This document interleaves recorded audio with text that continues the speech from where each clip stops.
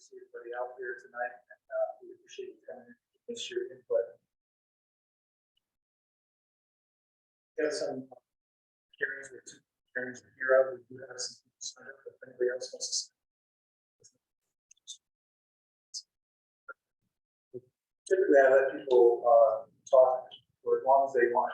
As long as we try to keep it within 3 minutes. That's what we're going to try to do today, just in time. If anybody wants to set up a meeting at any time, I'll certainly make myself available, and I'm sure your council members will make themselves available as well. To discuss any of this stuff further in person, if you don't feel comfortable talking in person, be glad to do that. If you have written document that you'd like to submit, you can do it. We'll read it. You can do that one and submit it. If you have your documents and communications that you have talked about regarding Park School, we'll put it on the website too. We give you the answers to those questions if that helps at all.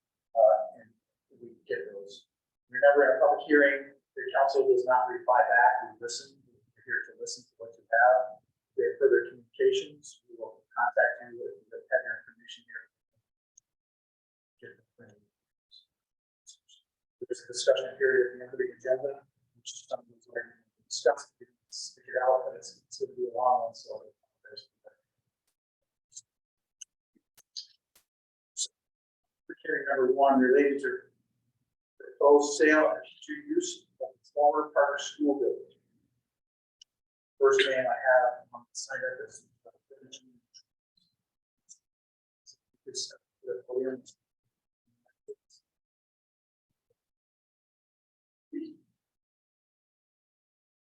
I just friendly neighborhood faces. I just minutes.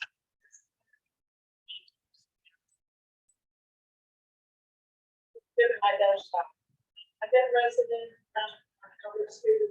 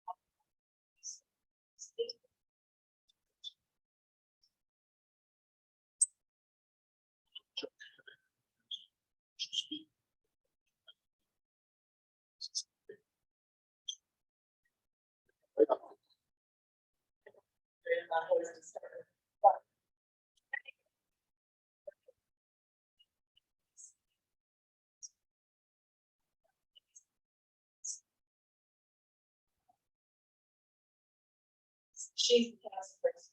I will.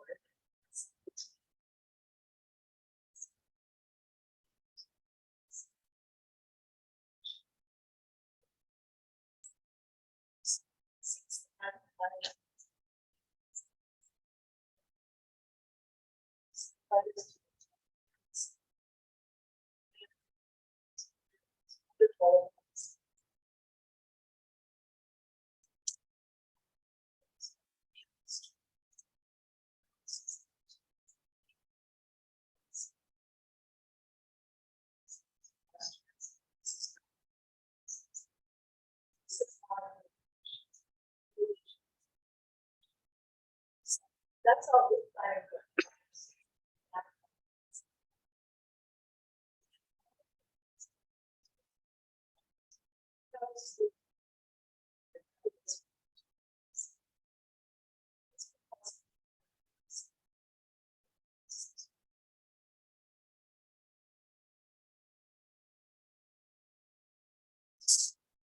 So one quote that I found in my research from the advisory for council people appointed by the mayor that, and I'm paraphrasing a bit, but in essence, it said there were several parties interested in investing. It did not say who they were, it didn't say what they were. There's absolutely no other information about them. I'm curious to know what they were, why they didn't come through, that they would be vetted or looked into was part of it. The only one that came through, of course, was the Ithaca Neighborhood Housing Services. I read and looked, I wrote to Lynn Anyway, I wrote to her and she responded, this is just a couple days now, with information. One of the questions was about taxes. And as I understand it, no taxes are being paid by the city, nor were they being paid by Parker School when it was a school. What we don't know is how much income would be realized in taxes from Ithaca neighborhood. And she couldn't tell me because it can't be determined until the units are in there, the assessments are made. There's a whole lot of things, and it's basically, in my opinion, after the fact of making a decision. Also, after the fact of making a decision is neighborhood input. Once we've signed and have an agreement with the city, then we'll invite the neighborhood to tell us what they'd like to see, what their concerns are. Again, kind of feeling like, yeah, well, okay, now. So those are some of the things. So issues around that are the number of units that were proposed, which ballpark is 50, it's ranged from 41 to 51. I said up to 60 in my flyer, the paper said 50 to 60, so I used that. Low to moderate income. The proposal reads workforce housing. I've looked, I've read the definitions, I've gone through all that. She responded, her explanation on it. Workforce housing in essence is for people who are not eligible for subsidy and also cannot afford market rate prices. So it's sort of that middle of the road individual. She said, The time is over here. The time is just hit the bullet point. okay, let me just say, because believe me, I could take the whole meeting over. But let me just, the issues, the population density. We already have a number of college houses in our neighborhood all around. Maple, Lincoln, Woodruff, you name it, all around. Parking would probably start to occur on the city streets and in the neighborhood. This happened just when the school was in and out with people picking the kids up. I expect overflow would happen. I think the increase in vehicle and foot traffic. Safety is an issue for a lot of us, especially if we leave the area for any length of time and what will happen with our homes. I've been very fortunate. The city police have been amazing about checking it out. My neighbors have let me know that. The other thing is that the applicants can come from anywhere. They don't have to be residents of Portland. They can come from anywhere because they can't discriminate. I get that. So if we sell Parker as a city for $300,000, that will be a forever. They will own it through, well, an LLC will be set up. It'll be owned.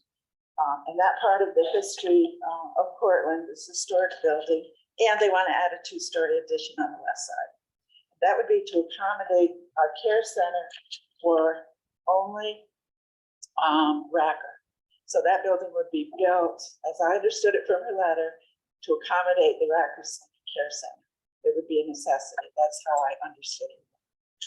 Okay. I got way more. If anybody wants to contact me. Oh, I'll be here. To be continued. Appreciate it. Thank you. Appreciate it. Wicked House has 7 keys.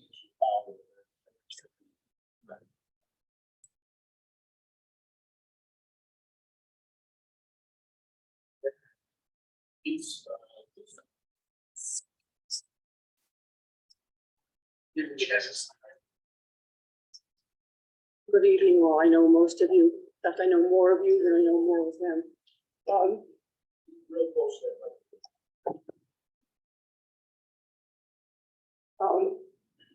I've spent my entire adult life in Portland working toward the betterment of this community. So I come to you after all these years, having been before you many, many times on lots of different issues.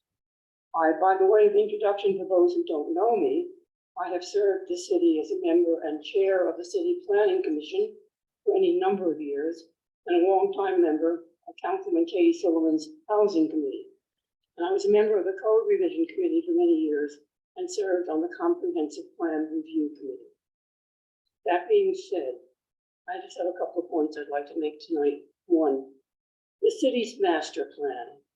The comprehensive plan passed not too long ago, which I worked on with many of you, strongly supported the maintenance of an R1 and R2 residential districts as primary to the quality of the residential life of this city. It promotes a safe family environment with limited density and enforced green space in our residential zones. Ironically, given tonight's hearing, the quality of our R1 and R2 district was noted nationally as the top 1 in the 10 most affordable small towns in the entire country. And we're going to screw it up with this. This current proposal would radically change the R1 and R2 areas around Talbot, with increased density, parking that comes with large multiple rental business, with more noise, a change in environment, and less safety for our children, and reduced home values. I acknowledge the need for low-income housing, but this is not the place for it. Take a look at the south end of Main Street. Take a look at other areas that are in desperate need of such renovation. Company number 2 that has submitted plans for this multi-residence came before the Housing Committee a number of years ago with notable plans to include R1 single-family residences. They have that history in Ithaca, but their experience with multiple units were for buildings being repurposed in Ithaca's commercial and business districts, not in R1 and R2 districts. We need to protect our most vital income resource, the residential area. There's been more talk of situating Portland as the bedroom community with new industries in Lansing and Syracuse. Let's protect our residential areas to fulfill that need and desire. And 3, I've given hours of thought to finding a more creative and reasonable solution. What shall we do with the Parker School? We all agree that the police department needs more space. We are in that space, a building somewhat fortress-like in design, not at all ADA accessible. So basically a concrete bunker, not at all in keeping with the design of an historic Main Street or firehouse, but it is close to the sheriff's office and the courts and the prison facility. I propose that City Hall become the police department and the city government move into Parker.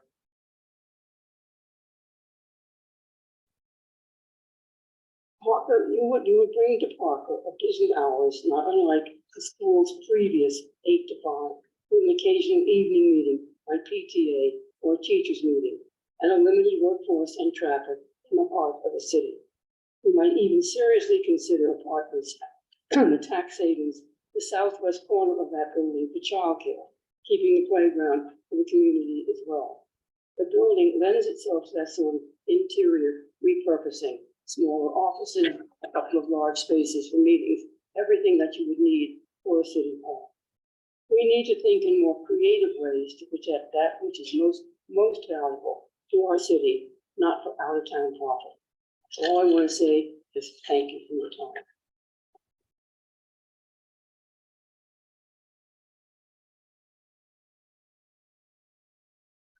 Rebecca?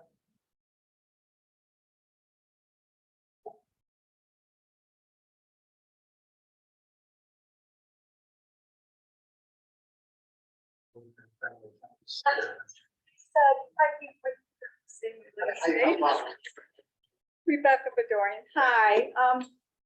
Both my sons went to Parker School. I was PTO president there. It's important to me what happens at Parker. I went to all your meetings at the school board.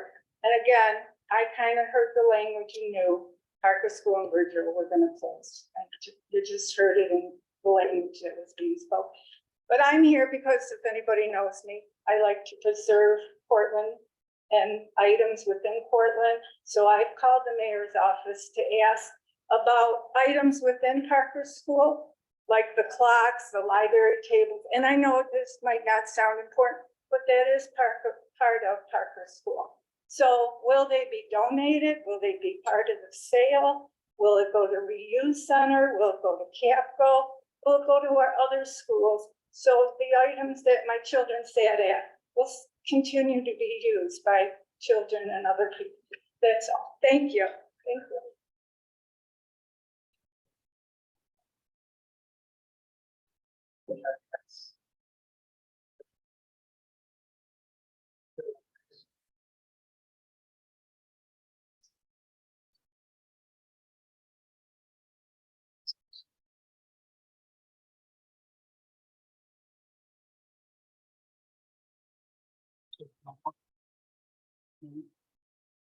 My name is Bill Williams, and I've lived next to Parker School for 45 years, in the house directly next to the school. And I've been very frustrated and upset by the things that are going on involving Parker School because of first of all, because of the lack of vision. But secondly, the numbers that were used by the school board to justify their position. Then the numbers that were used by Brian Tobin, he had a different set of numbers. Then he wrote a grant, which involved a different set of numbers. And now Mayor Steve has a different set of numbers. And that is very frustrating. And we all know that what happens is people come up with the numbers that they want to justify what they want. I could get an expert to come in and come up with whatever number I needed, and that would be not good. That's a frustration for me. The second thing is that I think we've not identified the correct problems. There is a problem with housing in Cortland. Clearly, there is a problem with daycare in Cortland. There's a problem with drugs in Cortland. But the biggest problem that I see, the biggest change that I've seen over the years that I've lived in Cortland, and it's between Homer and Cortland, it's almost 70 years, is that we have lost manufacturing. We don't have enough manufacturing base, and there needs to be a plan put in place to draw manufacturing back into the Cortland area. We have, right now in America, in the United States, the manufacturing is growing exponentially. In the last 2 years, it has grown exponentially. Why can't Cortland be a part of that? Let me say a couple of things that might happen. And the first thing I'm going to talk about is daycare, because we need better daycare. And I want to say to everybody, I'm not in bed with the Tobins. I don't want any conspiracy theory putting me in bed with them. But what I believe is that Cortland, through the school district and the Cortland, the city, should subsidize, not just provide a spot for, but should subsidize daycare to make it, number one, a great thing for the kids, for young kids, and also affordable. Cut the cost of daycare in half by the subsidies that Cortland, the city, comes up with. The reason for that is that if you ask any second or third grade teacher who is going to graduate from high school, they will tell you in second or third grade, they will tell you exactly with precision who's going to graduate. Just go ask a second or third grade teacher. They'll also tell you who's going to be in police beat. They have it. It happens that early. It's so important to give kids remediation. And it isn't just about the kids that are Racker Center bound. It's about the kids that go to daycare that have delays. They're not identified by their doctor, but they have delays in their learning process, and they need remediation right away before they even get to schools. That's one of the reasons why we should subsidize daycare. If you want to look at a model of a village that does that, look at Skinny Atlas. Because Skinny Atlas does that for their kids. They go overboard to remediate before the kids even get to high school, and go take a look at their graduation rate. There are differences between here and Skinny Atlas, clearly, but they do that for their kids. We should be doing that for our families and our kids. The second thing that I would say that should happen here in terms of a vision to try to bring back manufacturing is that there is no building that is owned by the city or the schools that should be paying for fossil fuels. We should be writing grants. At one point in time, you said that there was, what was it, $200,000 I think you told me it was $200,000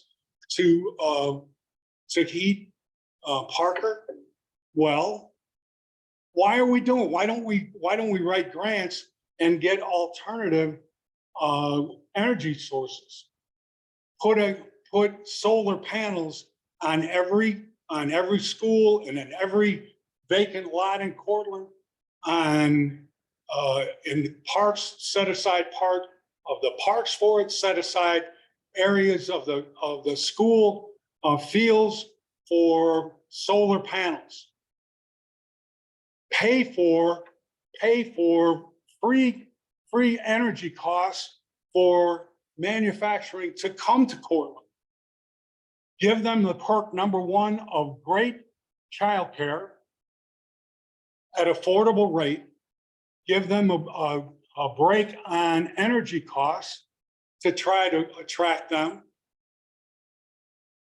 And we might have more manufacturing coming to Cortland.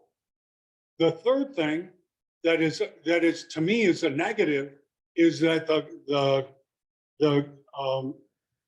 cost of housing being so low in Cortland. That could be a great opportunity, but it is a negative.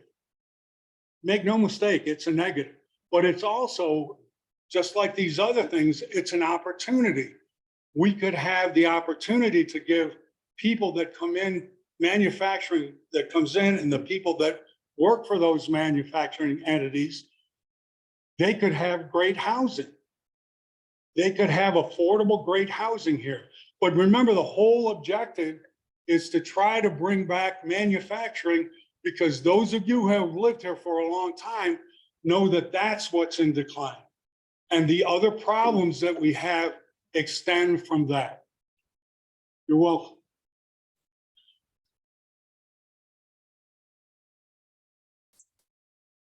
Luke Stevenson.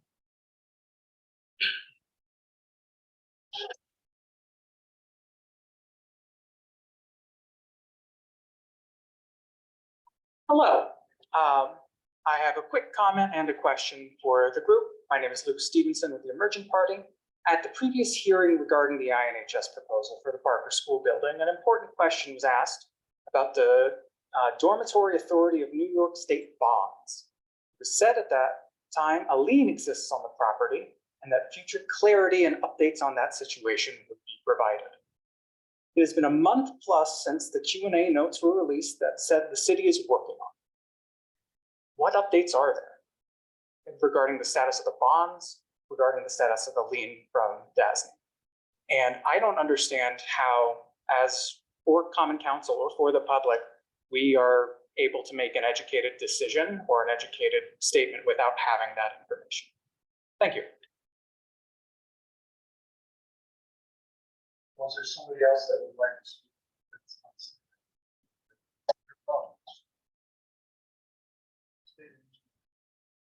Yeah, my name's Steve Goff. I live on 21 College Street, up the street from where the proposed injustice is going to be done. DeGoff. DEGOUFF. I have a question for any one of you on this panel right here, right now. Does anyone of you live close to this area where this is going to be done? Okay, so I've been a steward for the city and the Cornwall County for 18 years. I moved here in 2006. I worked for the Perkins County Sheriff's Department prior to this. I've spent a lot of time in this courtroom. I currently work for the Cornwall County Sheriff's Department. And I know what low income is to the city of Cornwall. And it is a tragedy to the area to where you're trying to bring it to. You're gonna bring property taxes down, you're gonna bring crime to that area. It is something that is legitimately probably one of the worst things you could possibly propose for that area of town. I moved into the area where I am because it was one of the safer areas. It was away from the things that I don't want my family exposed to. And now you're attempting to bring it to my family. And so I have to say, with 100% certainty, this is a bad idea, 100%. And I would like to know how you would sell this property for $300,000 when a house, 2 houses up from me just sold for $200,000. A commercial property. How are you gonna sell that for $300,000 to the Ithaca Housing Bureau? Where are the answers? And I'm here as an angry citizen because I do not want my family disrupted. I do not want my daily routines disrupted because of what I know will come. Because I have been here, I've done this for 22 years. This will be the downfall of that area if this proceeds. And I'm sorry, I do not mean to offend anybody, but if offense is taken, that's how it should be. And that's all I have to say. So thank you very much.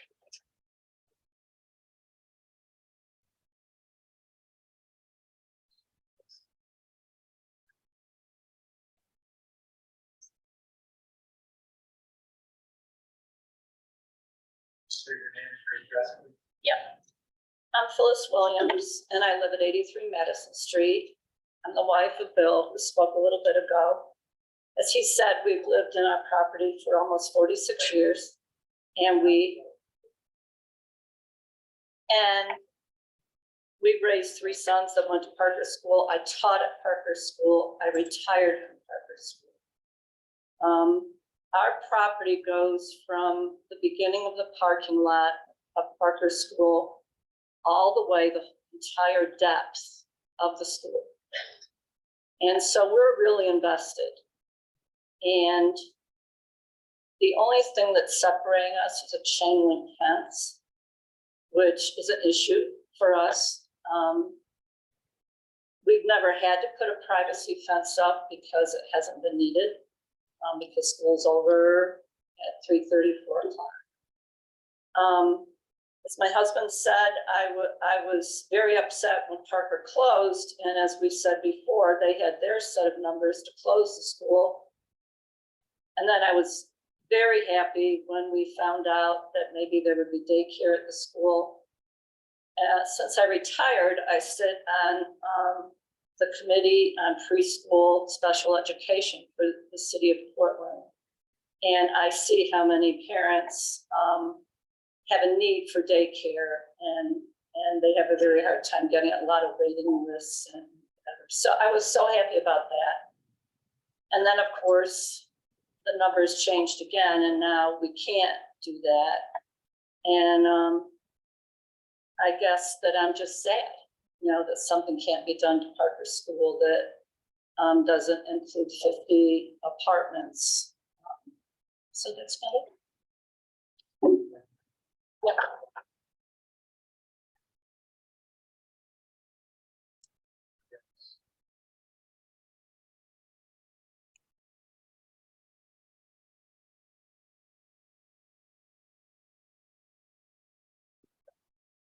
What's your name? My name's Joan Henry Gates and I live at 109 Madison Street, which is HENRY-GATES. And I live at 109 Madison Street, which is directly across the street from Woodland Street. I just have to say that I have been clutching to keep my family home for all these years. I was born in that house. I went to Parker School. What will happen? I've never considered getting rid of my home. I've been planning on major renovations, so my children will move into the home. But if this occurs, I strongly will think about leaving. The problem being is I bet I'm not the only one. So you'll end up with a neighborhood of just housing college students, et cetera, in that nice residential section that we have. It'll no longer be like that because we'll all leave because we don't want to live in that kind of situation. I work in situations where we have many homeless people who come to where I work. They dispose of things all around the building. What happens too is many times people move into these apartments because they bring them in because they qualify. Then they get there and they screw up. So they get booted out. Now they get put on a list where they can't go into any housing at all. And then those people live in the creek, they live in the park, they live along the river, they live in all sorts of wooded areas. So I would recommend to not do this with that building I don't understand who makes this decision too. Is it just you people who sit there at that board who makes this decision? Because I don't think that's right. I think that we all should be able to make that decision, not you. That's all I've seen.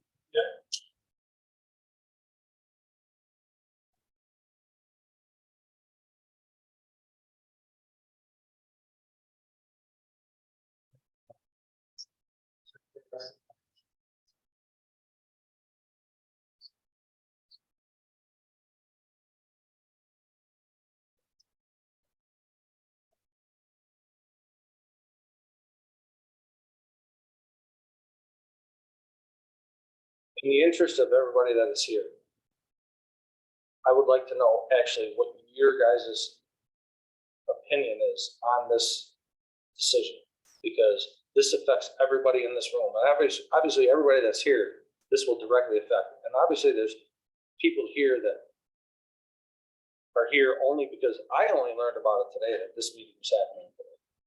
So it was not put out there to the public. So it was very hush hush.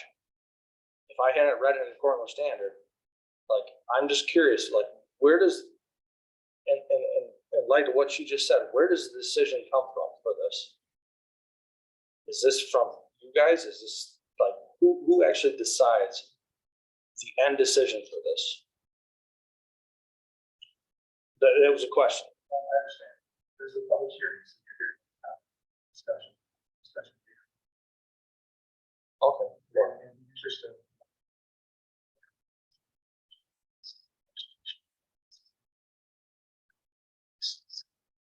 Well, And I also.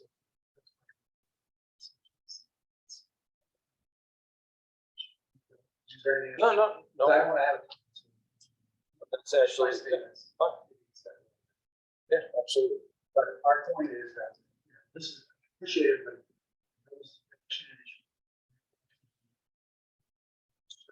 It's very sad to me. Really cares about this. Direct dialogue. Directly. And I argue with them, I don't know that they cared more about this.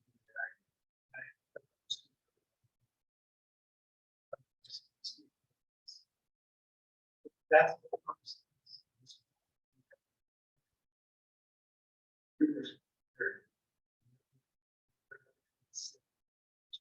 Area, not around school, whole city.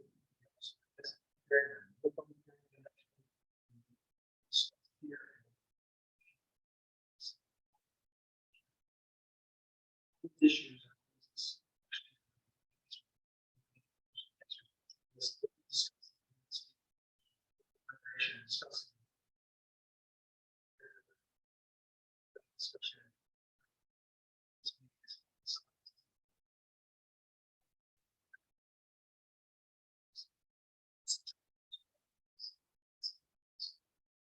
Really appreciate.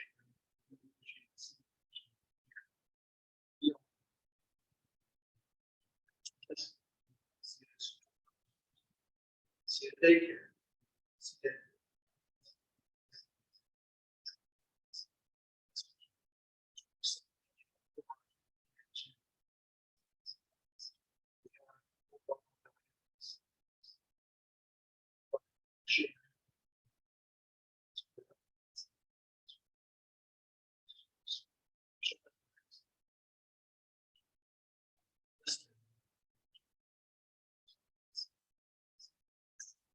Homeowner paid.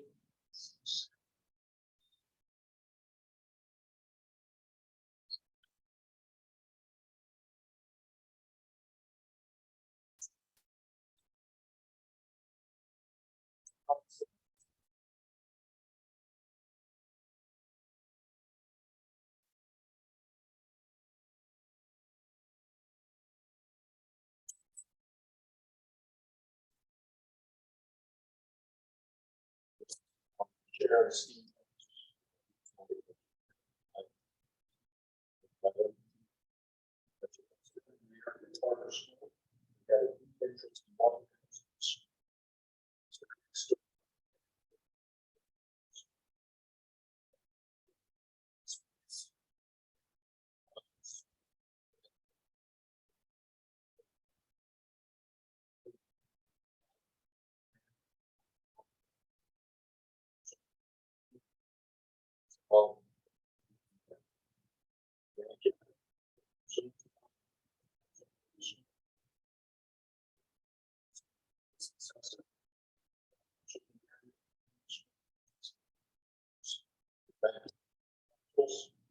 The area has a relatively low housing density.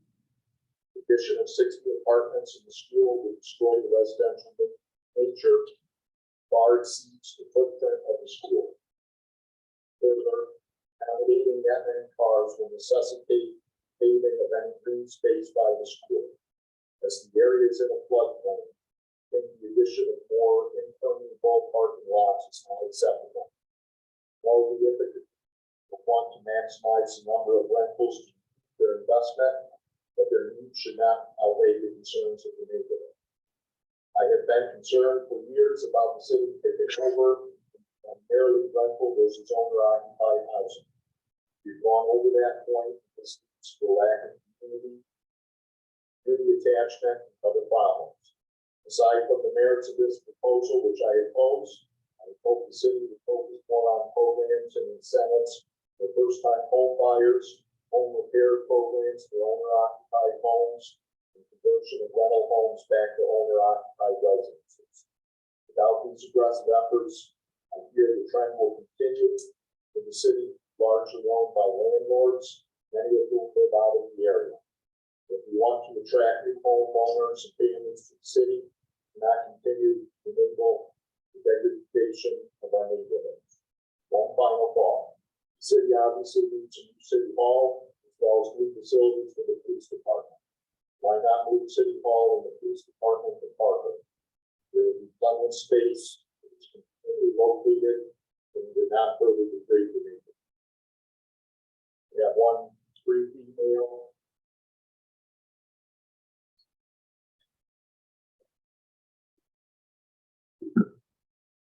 One brief email sent from received from Amanda Sharpstein.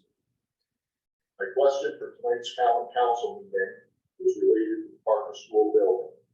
Since the requirements set forth in the RFP's language include most Portland organizations, would the council be open to a consortium or cooperative of Portland organizations that collectively meet the requirements? Thank you, Amanda Sharpstein.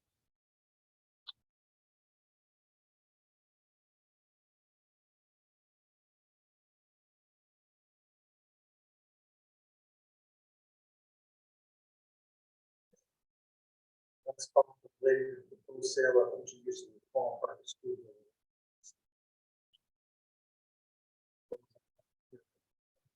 Two, block grant CDBG, which provided money to the city wide owner occupied open education programs.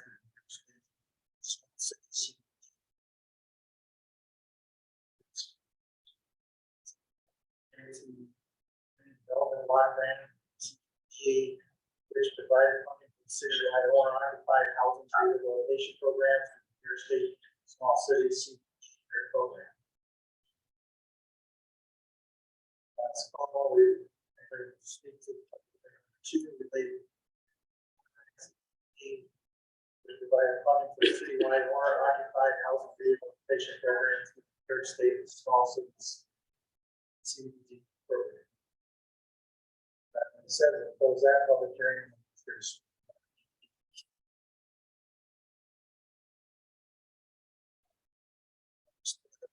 report.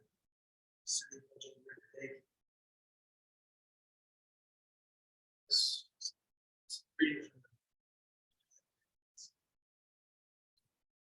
It's good at that.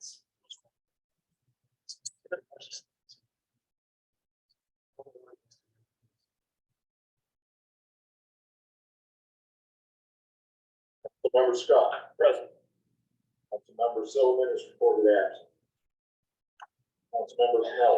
Here. Councilmember Lane. Here. Councilmember Thompson. Here. Councilmember Carpenter is reported absent. Councilmember Beckwith. Councilmember Michaels. You all rise for the salute to the flag, please.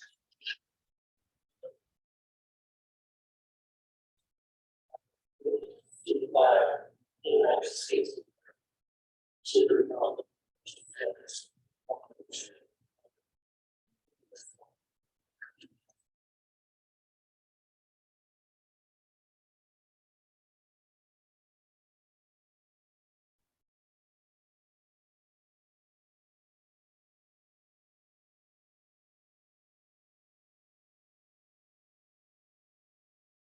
We have a moment of silence and reflection and remembrance.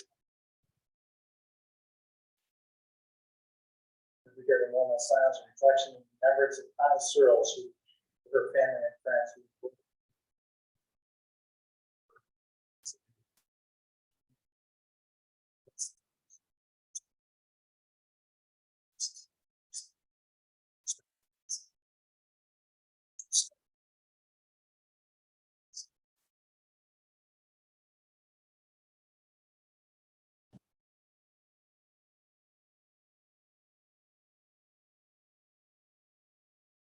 she was missed.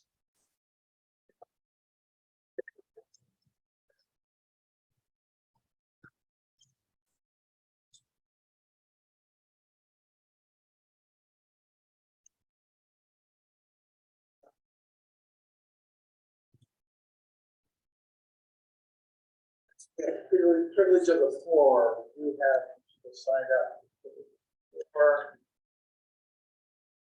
Mark and Case.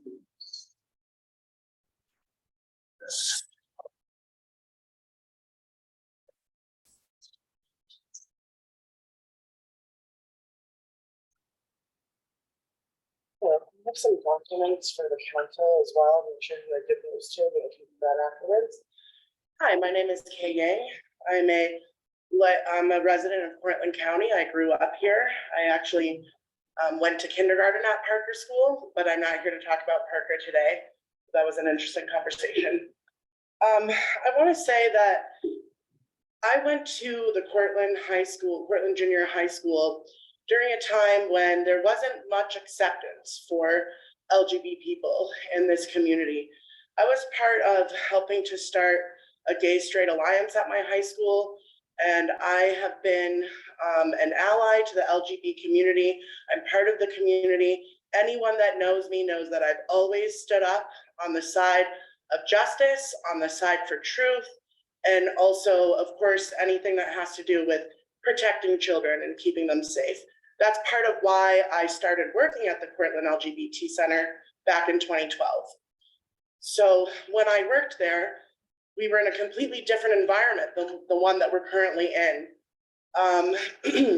We were introducing the language of gender identity into the Portland Senior High School, into the Homer High School, surrounding area high schools, the college, meeting up with local businesses. You may have gotten a cultural sensitivity training from the Portland LGBT Center. I used to give those. I also was responsible for putting the Q on the end of the LGBTQ Center as it exists now. It used to just be LGBT Center. So I preface all this, what I'm about to say, because I care very much about protecting vulnerable people from discrimination. And that includes children, and it also includes women and girls who are losing our sex-based rights currently, right now.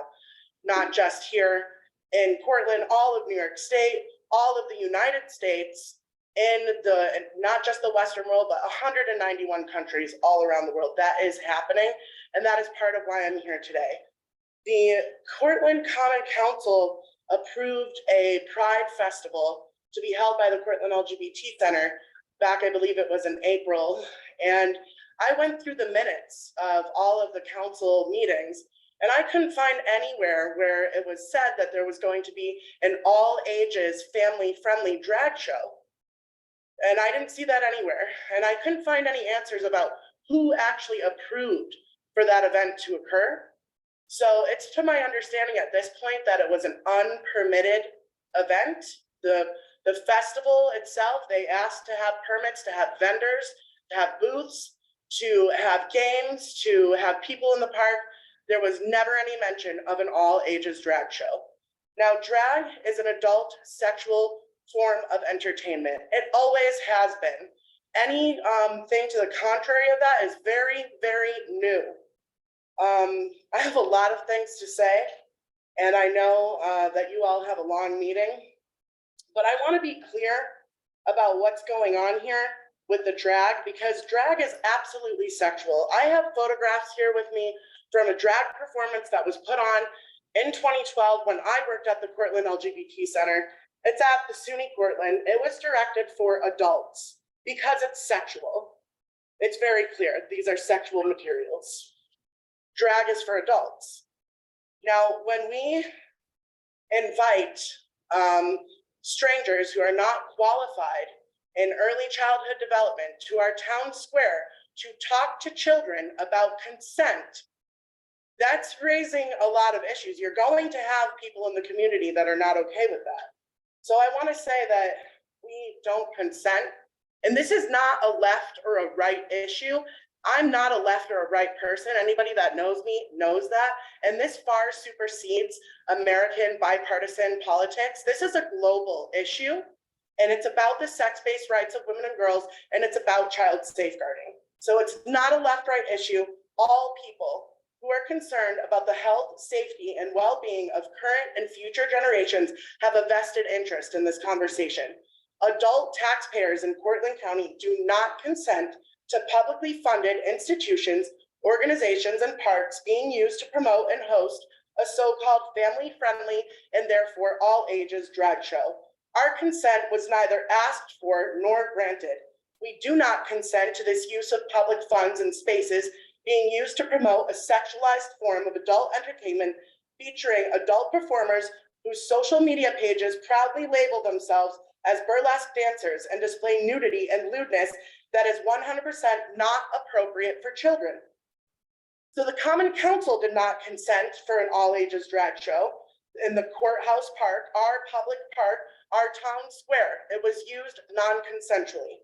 Children are not capable of consent. This is literally why age of consent laws exist. Adult entertainers with zero experience or qualification in early childhood development teaching children and adults that children are capable of giving enthusiastic and informed consent is not only dangerous, but a redefinition of the term consent itself. I want you to all know what happened at the park. I stood as a lone woman with a sign, peacefully and lawfully, holding up a sign, talking about stop female erasure and saying that drag is sexist, and it is. Now, I have every right to stand there and hold my sign in the public square, a lone woman peacefully, lawfully holding up my sign to register my voice of non-consent to an event where my tax dollars are being used to promote sexual themes to children. I was approached by 4 or 5 different women. They had rainbow and trans flags on the ends of sticks that were handed out to them by the Cortland LGBTQ Center, probably paid for by the New York State Department of Health. The women began dancing around me in a circle and invading my personal space. One woman repeatedly used her rear end and thighs to purposefully bump into me while the others jabbed their sticks at me saying, "I'm not touching you, I'm not touching you," despite the fact that yes, indeed, they were touching me. A police officer then put her hand on me, pushing me backwards, 3 times, despite the fact that I was standing with 2 feet firmly on the ground and both hands up in the air doing absolutely nothing to anyone, fully within my rights in a public space. The women who harassed and non-consensually touched me with their bodies were not pushed by the police officer. I was repeatedly threatened for arrest simply for saying that I had not done anything wrong. While I was being non-consensually touched by Pride attendees and an officer, the drag queens began teaching children about consent, explaining that no one can touch you unless you offer enthusiastic consent. The irony of men who impersonate women teaching children about consent at an unpermitted event, as a lone woman who is saying no is non-consensually bumped, pushed, and poked, should be noted by everyone. I then approached another police officer asking if it was family friendly for event attendees to non-consensually touch me, and if the best response was for an officer to push me when I was not the source of the altercation. The officer asked me if that wasn't what I came for, to get roasted. I replied, no, I came here to stand up for what is right. Not only is consent not being taught, children are being taught that a woman who says no to the loss of female sex-based rights and to the grooming of children should be met with physical violence, silenced, and removed from public space. Women have a right to exist and voice our concerns in public.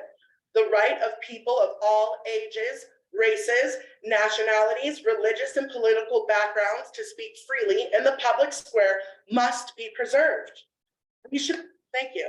We should be able to stand up and voice concerns about how public funds and institutions are being used to indoctrinate children and expose them to age-inappropriate themes of adult entertainment and gender identity ideology.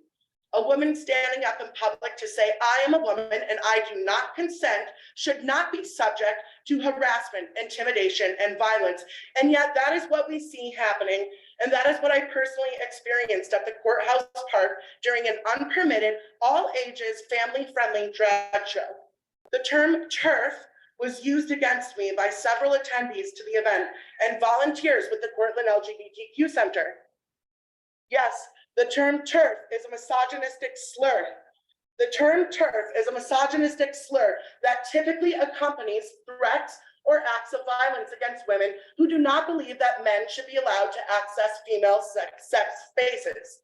And if you don't believe that, turfisaslur.com. And I'm standing here in front of you telling you that the term TERF has been used at me while violence has been perpetrated against me. Yes, I can. Thank you. Yes, I can. So this use of violence, harassment, intimidation to shut down the free speech of people who speak on this issue, especially women, is escalating all around the world. And that should give concern to people from all demographics, not just women and not just mothers. These photos that I have are from 10 years ago. In 2013, at the Cortland LGBTQ Center's Facebook page, they show a drag performance where the tucked genitalia of men impersonating women can be prominently seen. The photos of the drag show are represented on the Cortland LGBTQ Center Facebook page, and they are absolutely neither family-friendly nor appropriate for all ages.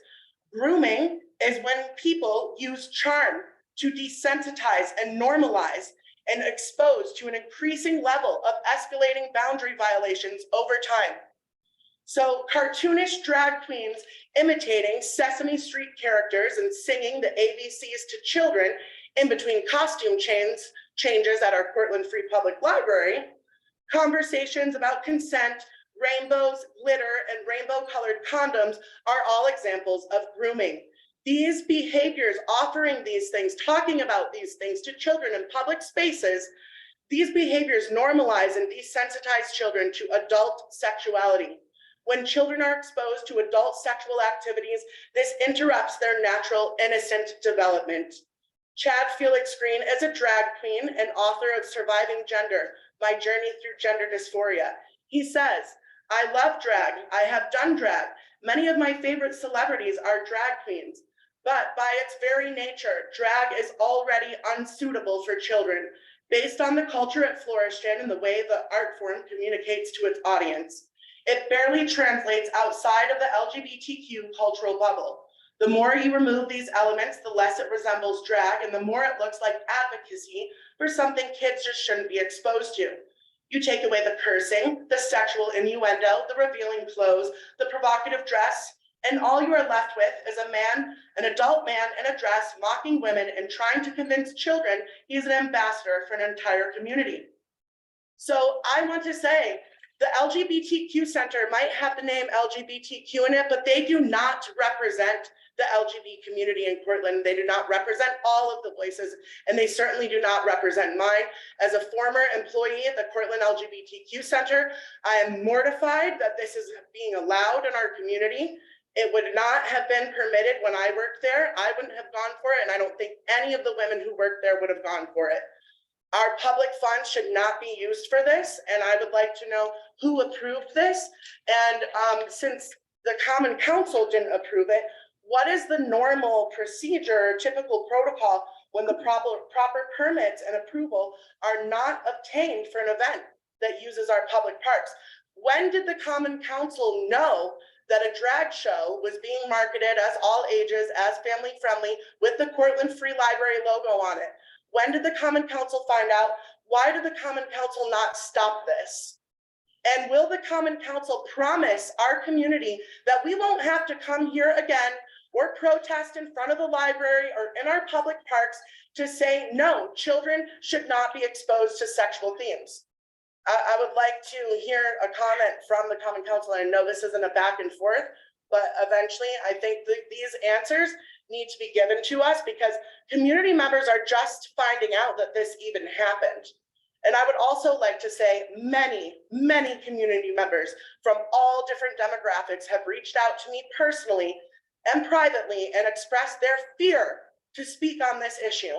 We have so many people in this community who are terrified to say boo about any of this because they don't want to be accused of being bigots, of being homophobes. And I've been accused of all of that, which isn't true. For anyone who knows me and who grew up with me will know that that's not true.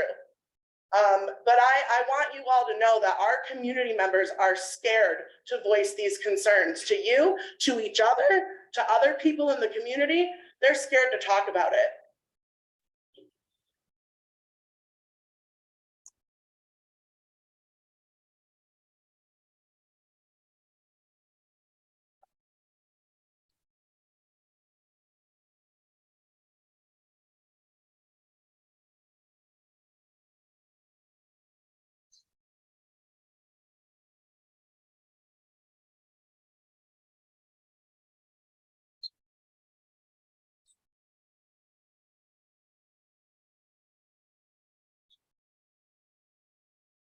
Hello, Luke Stevenson again.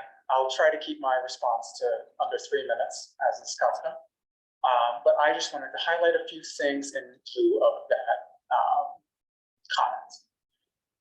I think there was a false equivalence broached between a 10-year-old adults, explicitly adults only drag show and a show that was performed this past week that was exclusively aimed and articulated for families that had things like Disney show tunes sung, that had discussion about consent and how consent should work, which if you don't know how consent works, that is a clear inroad to things like grooming, to predatory behavior, and to people being taken advantage of. I would also like to highlight the disparity between a woman being allowed to stand and protest, saying that her free speech was violated, while also trying to stymie the free speech of drag queens and the community at the LGBTQ Center, who were performing and discussing and performing and entertaining for people. There were no actual photos or discussions about the show last week itself. If any of you were there, you would have seen that it was not a show that was sexualized. It was not a show that had any provocative themes to it. The closest to a provocative theme was the song from Hercules, the Disney. I find it frustrating that there is possibility of inciting fear to a community that is about performative gender and talking about how people can express themselves in different ways while also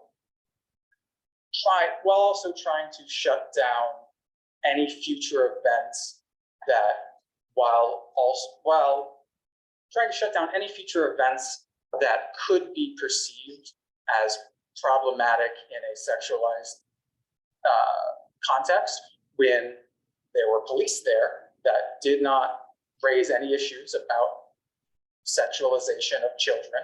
There were not any police reports, to my understanding, or that were mentioned about grooming, about predatory behavior around kids.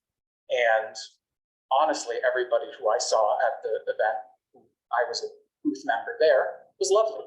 You know, everybody was respectful and kind, and there weren't any that I saw positions to put people in that would cause jeopardy or danger. I was pushed, poked, and shoved. And I'm sorry for that. So that's danger. That's jeopardizing Well, safety. I'm sorry. Thank you. I'm sorry. Please don't talk to me further.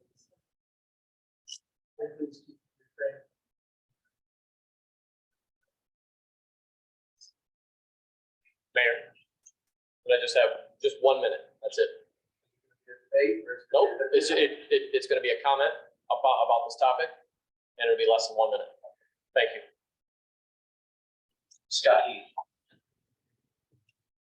I'm gonna keep it very simple. I'm just gonna read what I had posted on Facebook, just simply citing the article from the Portland Standard.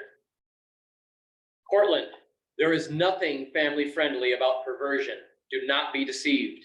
This is how it all starts. Believe me, or go check out the New York City Pride events yourself or anywhere.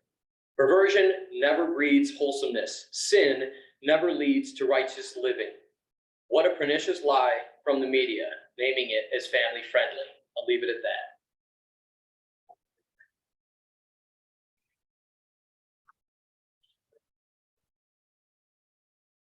Hi, you may recognize me as the woman that stood outside the library. I was photographed holding my child in protest of the Portland Library. My name is Sydney Dawson.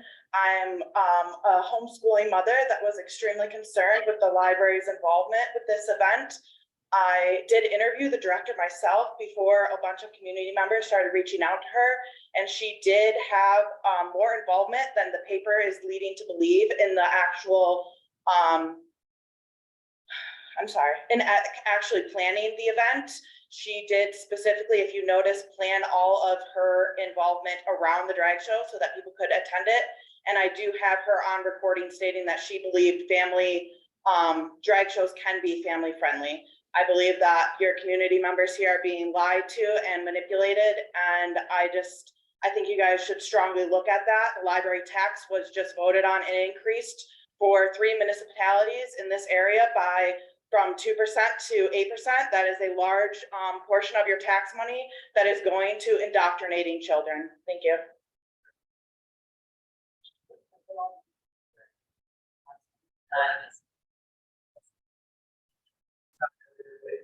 No, it is not going to be a debate. So I just want to say, What's your name? my name is Lawrence Wild. I have been I've been here in Portland for about 4 years now. I started here as a student, and I've pretty much changed my life plans because I love this place and I want to stay. If a cisgender woman A who? dressed up, Can you define that? Well, we don't know what that word means. Should it be given an explanation? a cisgender woman is somebody who was assigned a woman at birth and still identifies as a woman. If a cis woman wore a dress and put on makeup and read to children, would we call that sexual? No, we'd usually call them a mother or kindergarten teacher if they were teaching small children the alphabet. As a transgender man who has lived in Portland and found a family here through the LGBTQ center and through our school. Stuff like drag, it is a way of letting people be themselves. Dressing as Sesame Street characters is not harming children. Frankly, knowing that there were other ways to be yourself and seeing radical acceptance would have been wonderful for me as a child. And again, as somebody who is trans, who is queer, I am hurt to hear somebody say LGBT community, because the T is there too. I feel that the Pride was so important, and to be around for the first Cortland Pride, I'm very pleased, and I'm glad there was a drag show. I got to meet some of the drag queens there. They were lovely people. And I know a lot of children who had quite a good time. And I don't think any of them were groomed or terrorized by drag queens. That's all. That's it.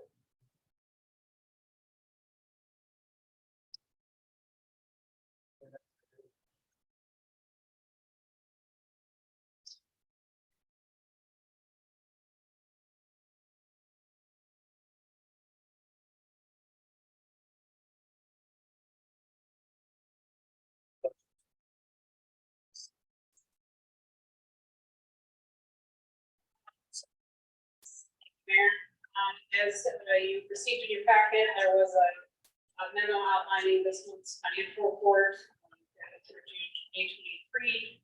Summary table shows water fund and wastewater fund are tracking below the budget expenditures for 50% of the year, with revenues exceeding. This is the first month that the general fund expenditures exceeded general fund revenues. That is not to cause concern, and we are more than halfway through the year at this point, and we will get our second in August, and we'll probably the remainder of the year. Also, the revenues like sales tax or orders of payments. They look like we're behind, but adjust future months as those future collections. I did want to highlight there were a few budget items of note. As you look through your budget report, you'll see some specific line items are over budget. We can work with the specific departments to do internal transfers at this point. There are only a couple areas where we might have potential items that need to be addressed at year end, which would be the equipment and repair, specifically for public works and the fire department. They are working internally now, but I would like to pursue that just in case there's future action items. And then, as mentioned, I believe last month, with the changeover in our trash and garbage and refuse contract, we will be bringing an item forward in August to do an additional allocation for that. And we will be meeting with the committee hopefully later this month to work through some proposals as well as some data from the first essentially 6 months since the inception. There are no grant and capital project reports this month, but typically those are the first of the months since one council meeting. First. And then the last item that I had for you related to the financials, American Rescue Plan Act provided a summary chart of the $1.9 million that the city received. Today, we've spent just over $542,000. So these are items spent to date. Some items continue to have allocations remaining on them.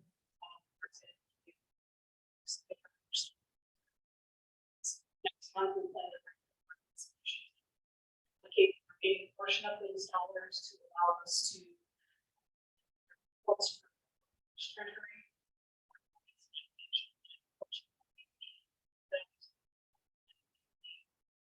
first meeting, and then of course until the funds are actually expended, make changes to that allocation.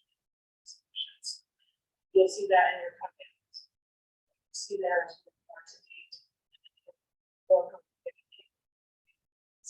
And my last item is the external audit. This time last month, and this tonight for 2021, we delayed that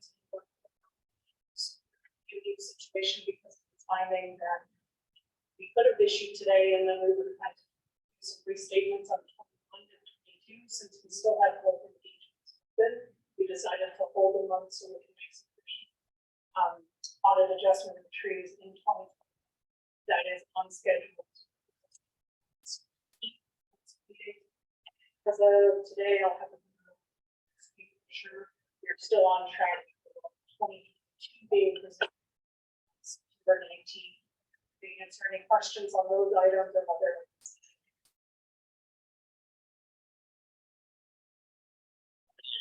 Sit down, easy. Clearly identified some of the concerns. Should be very careful.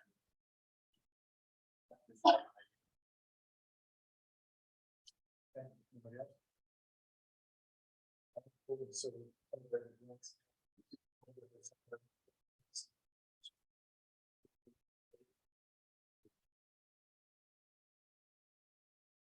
Here's report.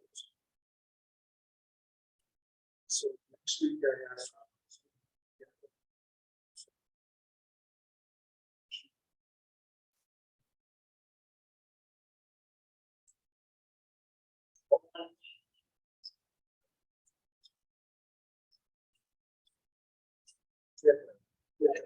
For my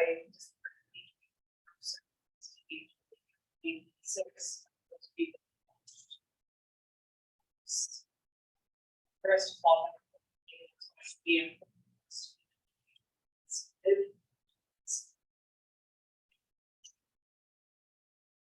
Plan that we submitted, we can protect.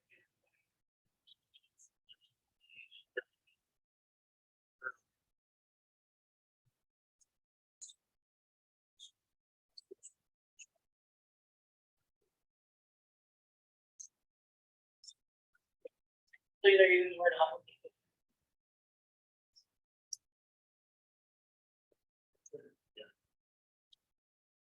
So for the mayor's report, so next week I have an engagement with the Secretary of State, asked me to come and speak with Syracuse.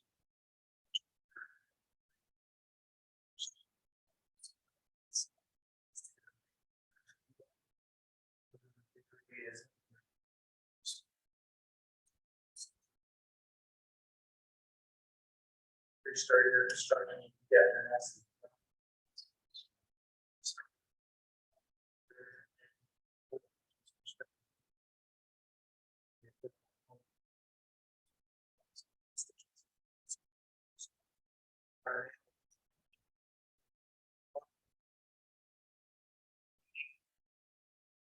Streets.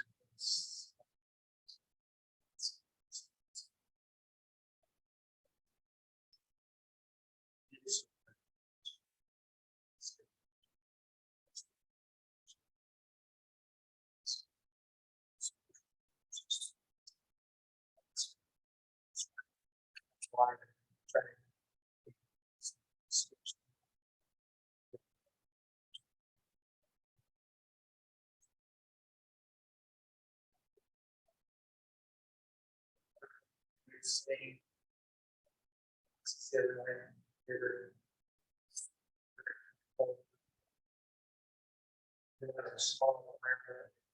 Right there, help them right there, make sure it's good, make sure they eat their food, make sure they're in good shape, above and beyond, and put there, can be hold the machine that, heroes, great job.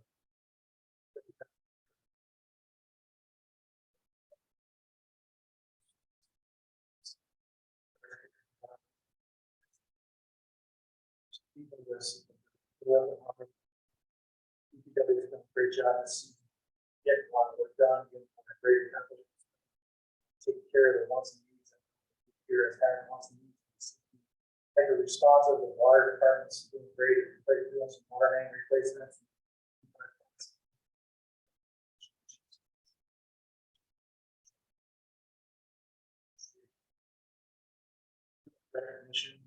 Sandy.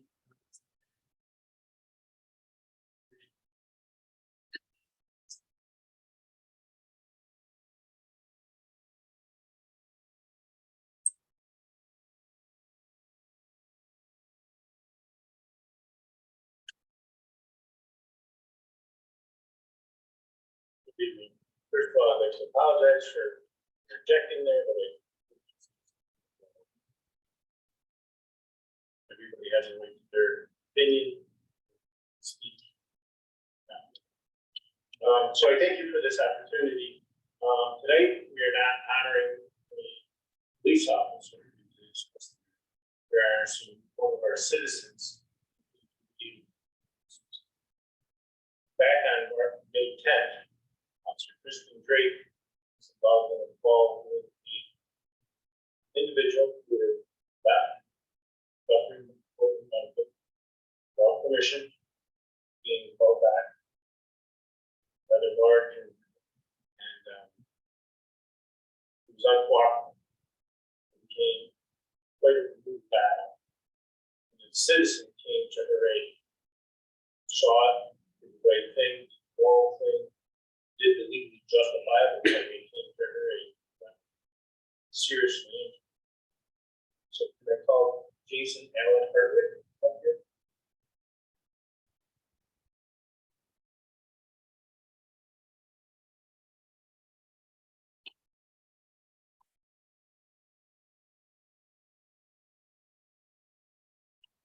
On behalf of the Portland City Police Department, this certificate of appreciation is awarded to Jason Allen Parker.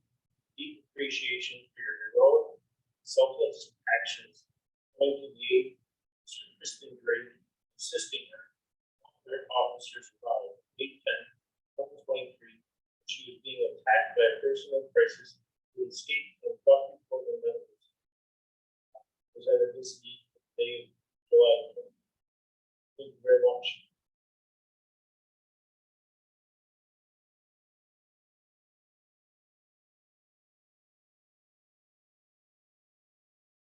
Really appreciate it. So,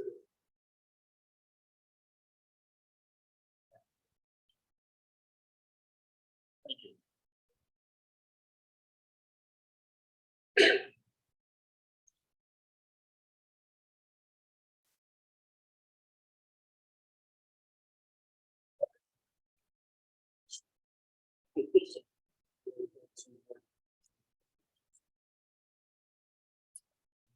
Real quick, I had a couple complaints on some manholes, covers too deep and some things. There's all just stuff that happened over the winter. I want to thank DPW again for getting over to my ward and fixing everything super, super fast. They also replaced a couple signs that have been damaged. They've been doing just a great, great job this year. And the citizens noticed it. They're very happy. The first annual Family Fun Day, which we voted through, I bring it up quickly, that it is now being called the first annual. It will happen again. That was sponsored by the DAV and Gators. We shut off that end of town basically, and over 600 people came through. It was not meant to be a fundraiser, but because of donations, they now have enough for 2 more scholarships to be placed through our local DAV, which is absolutely awesome. I would also like to say, for those of you who weren't there, you missed Court bit me. Our dog bit me. Can you believe that? Of course, it was part of this demonstration. I did wear the bite sleeve. And I want to tell you, Court the bullet is appropriate. We allowed this to happen 3 times. I have no idea where my head was at the 3rd time, because she backed him up so he could take about 4 steps instead of 2. He hits like a truck. That dog, I pity the person that he ever has to unload on. And our citizens who are thinking about doing bad things ought to rethink. That dog is a train. Also, on that note, we'll be bringing Max in to our canine program here shortly when he concludes his training. The DAV will be putting on a barbecue that will help benefit the DAV in part and the local canine program specifically for Max in part, Saturday, July 22nd. Hopefully everybody can be there. Officer Drake and Court will be there. I do not suggest asking to wear the sleeves. That's all I've got.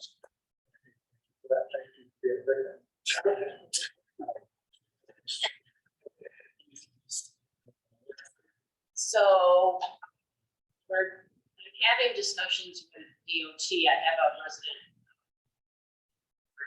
who's concerned about the number of 18-wheelers racing, and I mean racing, down Groton Ave.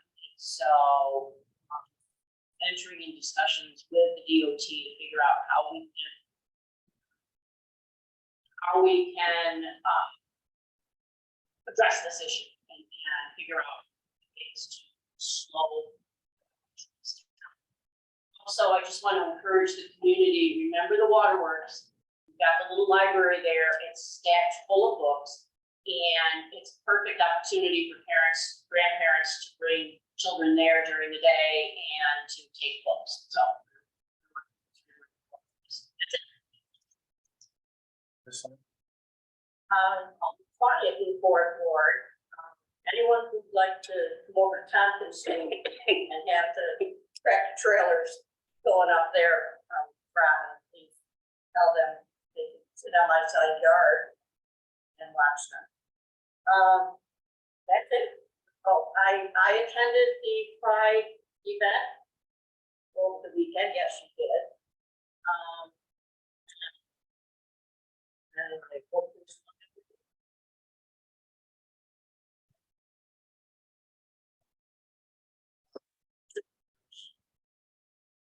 First, appreciation. DPW's assistant information.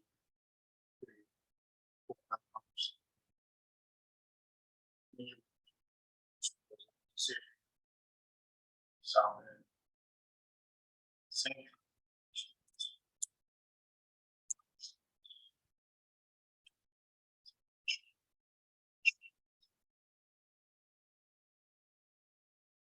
So it was brought to my attention by residents, additional residents. There's a building garage being knocked out. 37 and 34 months. Be replaced by a 40.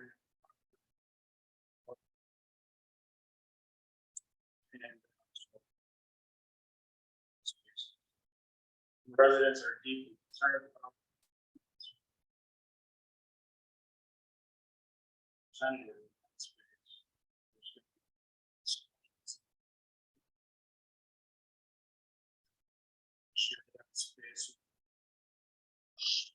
Church Street.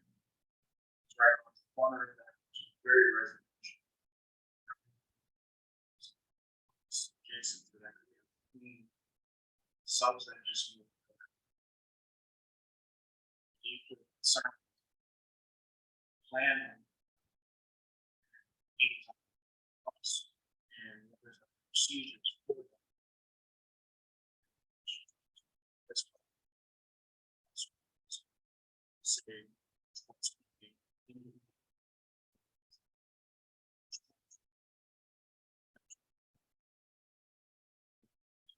Similar to discussion. It's one. Or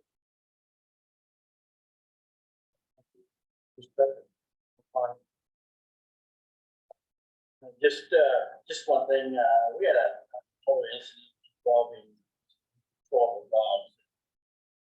In my, this is an ongoing discussion.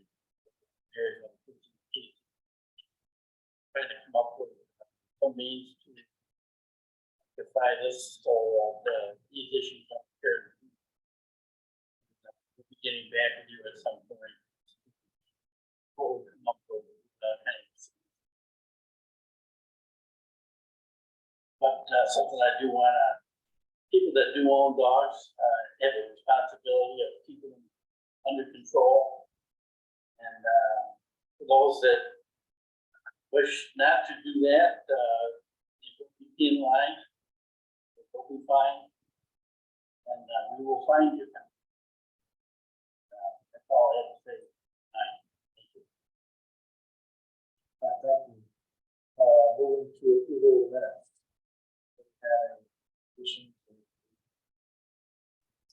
Get a motion to accept the minutes. Beckwith. All in favor? Opposed? Carried. Agenda item number 1, amend the 2023 budget. $29,200.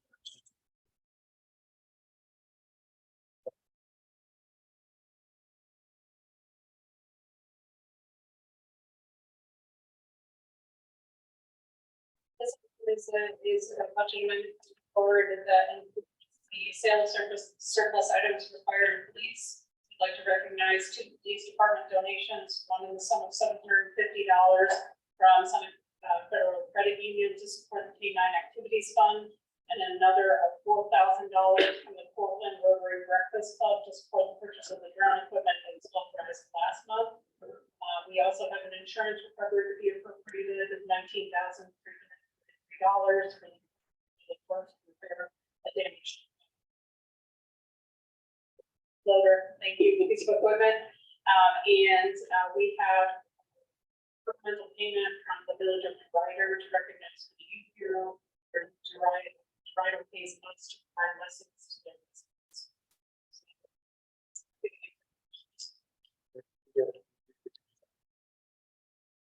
Resolved with the city of Portland County Council on this 18th day of July 2023, that the 2023 budget be and is hereby amended, $29,263. It's outlined in the county table. Be it resolved further, the city of Portland County Council declares fire departments, High Court Angus hoses, 5042 059 5008. 5012, 5015, 219, surplus property to advertise equipment for sale. I'll move it. No, Scott. So that's described, so we're trying to do it more rather than have all separate resolutions.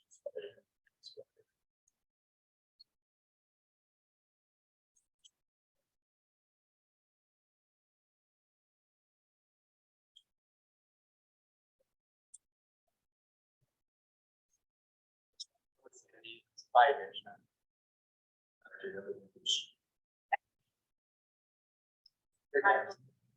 It was quoting from. I was looking for Jared. I was looking for Jared, but I can't see him. They're all looking at me. I propose to be there. Okay, Councilmember Scott. Aye. Councilmember Mello. Aye. Lane. Aye. Councilmember Thompson. Councilmember Beckwith. Aye. Councilmember Michaels. Agenda item number 2, authorize the mayor to execute a contract with CCA Architects and Engineers for engineering study for the Green Innovation Grant Program Water Meter Project. Resolved, the city of Portland County Council does hereby authorize Mayor Steve to execute a contract with CCA Architects and Engineers for the commission of an engineering study for the water meter project grant application to the New York State Green Innovation Grant Program for a cost not to exceed $5,000.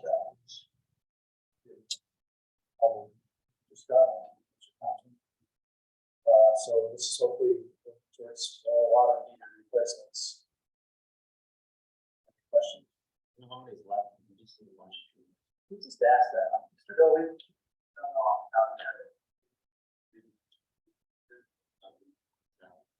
We get a lot. Yeah, it's like that. There's quite a few, I think.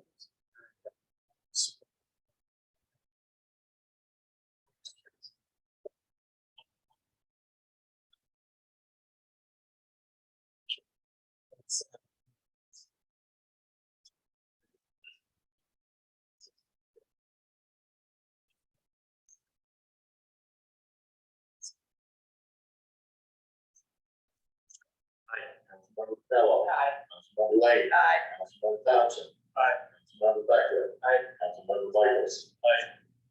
Agenda item number 3, authorize water meter upgrade grant. Resolved, the mayor or designee is hereby authorized and directed to file an application for funds from the New York State Consolidated Funding Process for water meter upgrades, and upon approval of said request, to enter into and execute grant agreements with the state of New York, financial assistance to the city of Portland, and if appropriate, take action necessary to implement the proposed grant project approval from the state. Be it further resolved that the council authorizes the director of finance and administration to complete any necessary budgetary and accounting transaction to secure and encumber the grant match funds through the water reserves and or 2023 year-end savings. I'll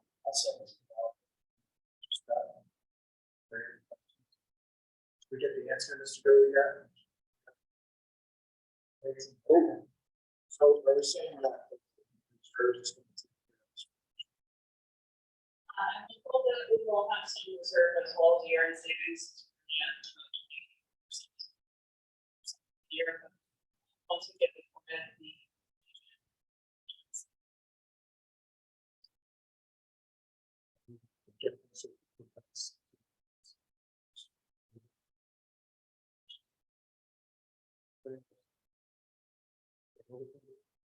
Councilmember Scott. Aye. Councilmember Pinello. Aye. Councilmember Lane. Aye. Councilmember Thompson. Aye. Councilmember Becker. Aye. Councilmember Michaels. Agenda item number 4, authorize submission of the final smart grant and revenue infrastructure upgrade.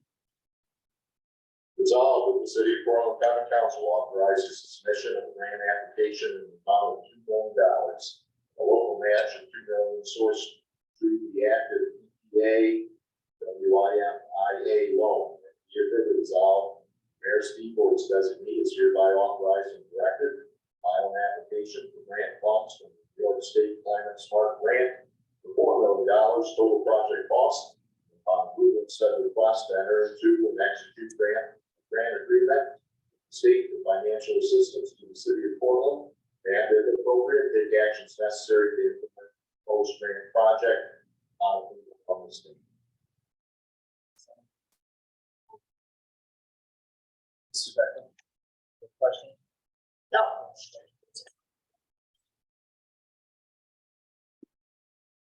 Well, year.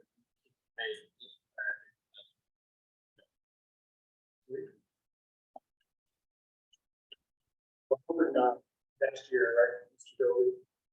Is that for Homer Avenue, we're talking next year?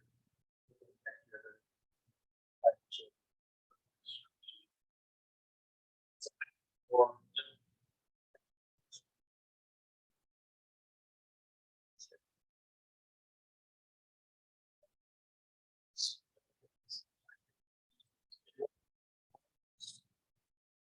what's the what's the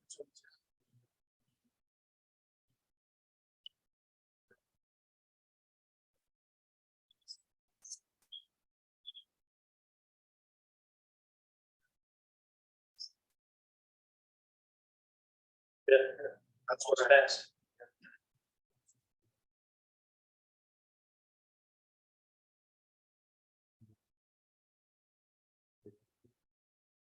Mark Scott. Aye. Councilmember Pinello. Aye. Councilmember Lane. Aye. Councilmember Thompson. Aye. Councilmember Becker. Aye. Councilmember Michaels.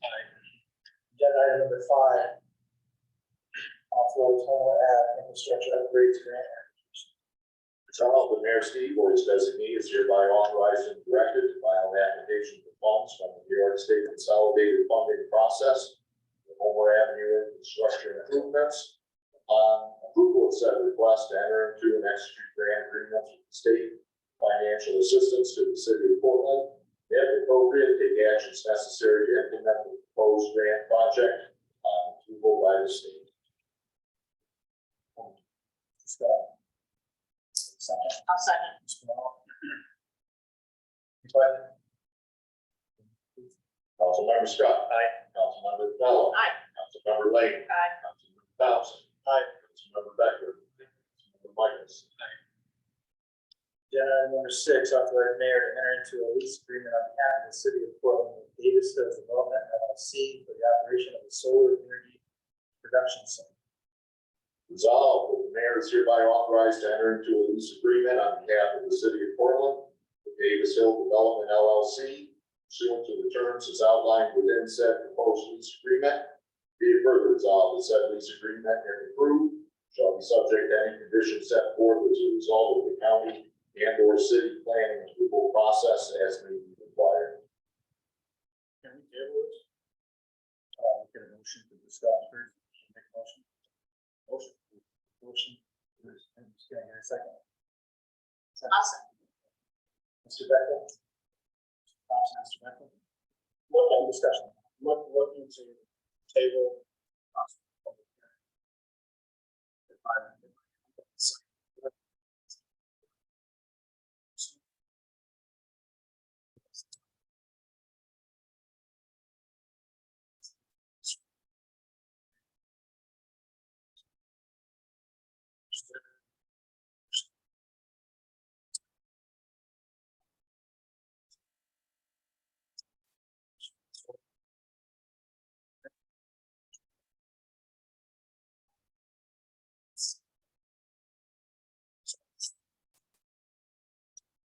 We can see that. It's going to.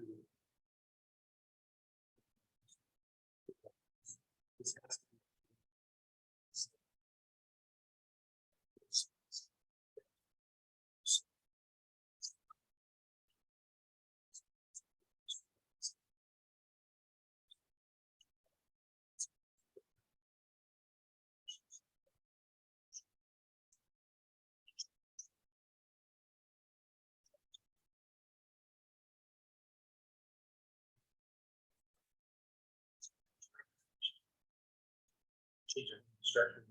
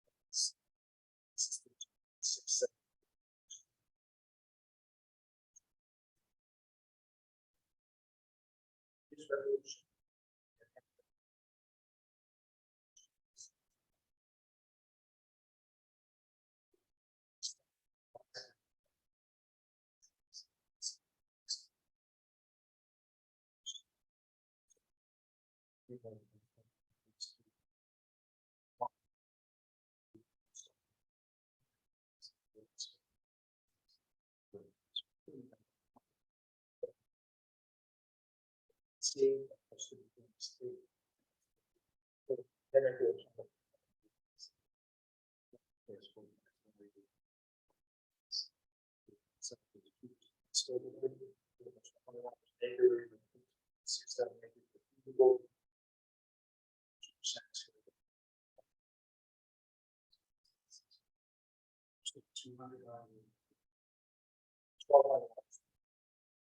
little bit more than.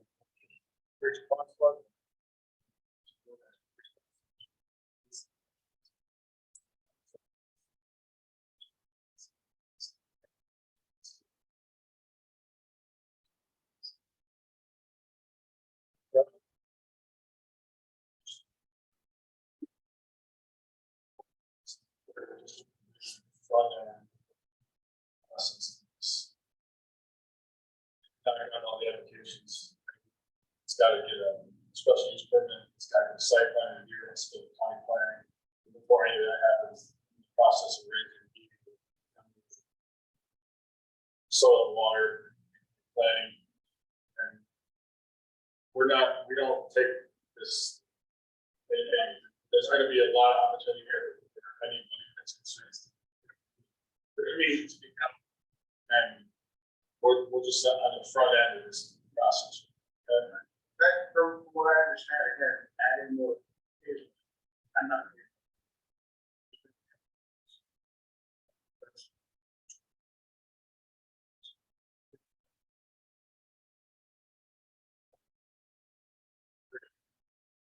Recognize one of the.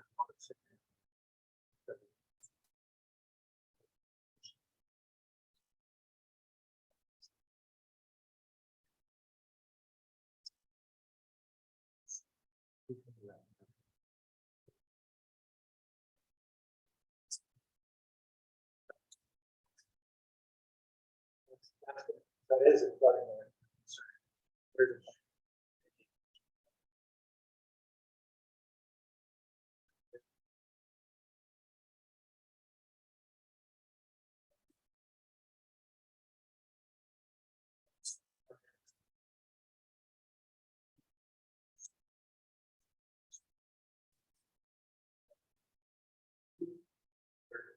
Solar.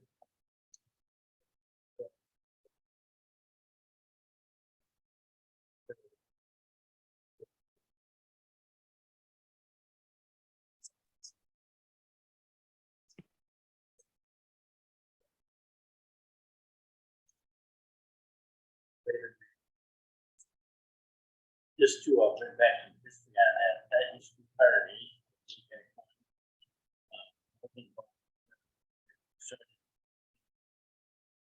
Move the contaminants. Just label it wrong, site. There's the site. Cleaning.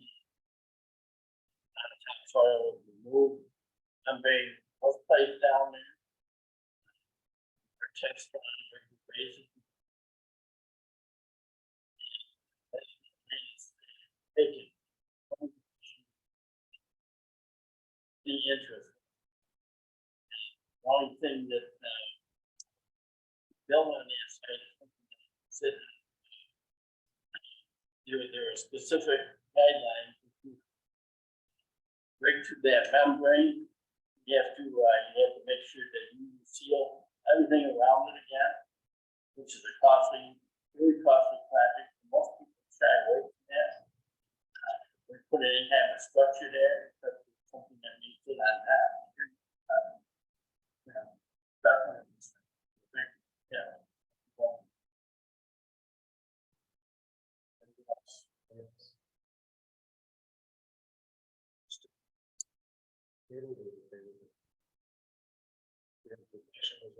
I appreciate it. I think this is another 6 month continuation. This is what I mean. Area. They're in like. They can say it like. At least let's say. This is negotiating. Still on. Commissioning. It's now, it's in 8 years again.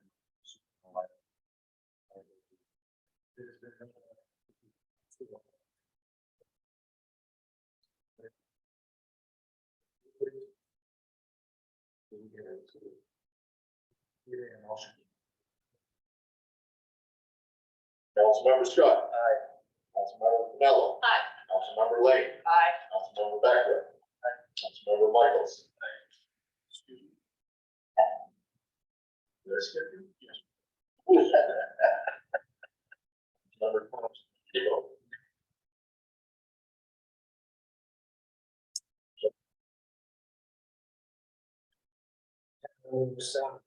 President area, let's see the contract. Once.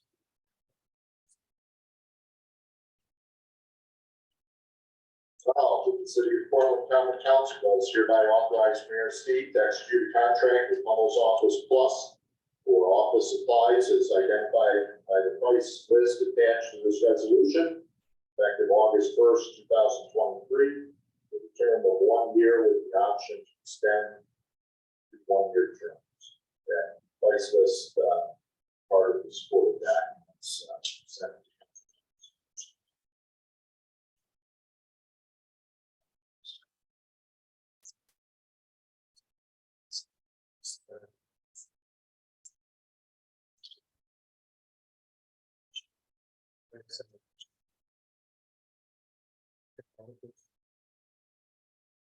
Member Scott. Aye. Member Pinello. Aye. Councilmember Lane. Aye. Councilmember Thompson. Aye. Councilmember Beckwith. Aye. Councilmember Michaels. Agenda item number 8.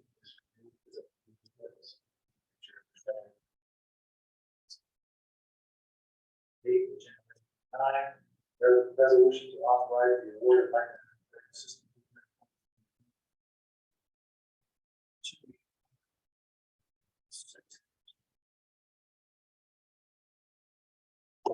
So, that the city's common council does approve the award of $25,500 to the business referenced above, subject to terms and conditions as required under the CDBG micro enterprise regulations and as established by micro enterprise assistance program review committee. Be it further resolved that the mayor of the city of Portland is authorized to sign commitment letters detailing the terms and conditions of the award of these funds and any other documents necessary to implement the award of such funding. I'll I'll second. Scott, any questions on that? Just here, thank you, Rich, for sticking it out. You go ahead, just talk about it, I think it's helpful for everybody to understand what the investments are we're making.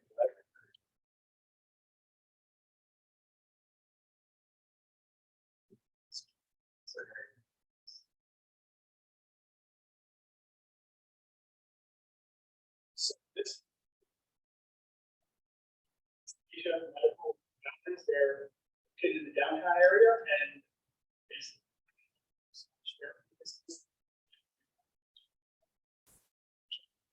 She actually was able to take a lot of different insurances and bring insurance to VA. Well, business, and this will allow her to expand the medical care track function by adding equipment for additional chairs. Right now, productivity is installed with that. That's the. And we're looking at $59,000. Most of that is equipment, and again, we do take UCC out of it. City does.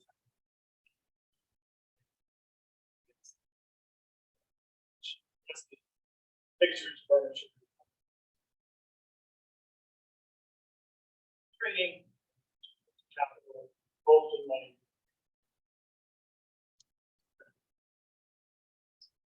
Verifying.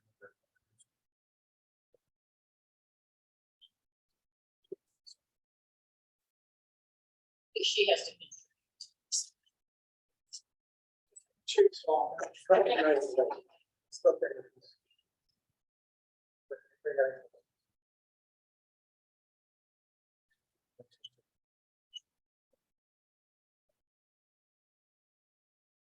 Councilmember Scott. Aye. Councilmember Mello. Aye. Lane. Aye. Councilmember Thompson. Aye. Councilmember Becker. Aye. Michaels. Agenda number 10, special event permit, street closure application.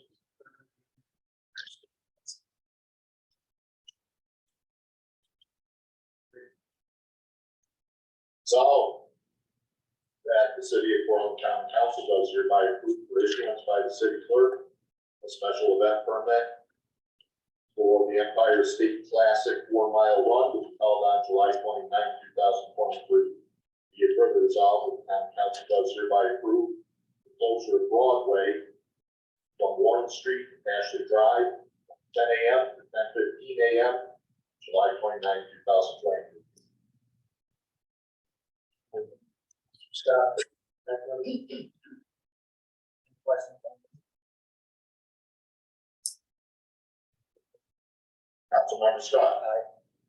Councilmember Mello. Aye. Councilmember Lane. Aye. Councilmember Thompson. Aye. Member Becker. Michaels. Agenda item number 11. Special vice permit for the street.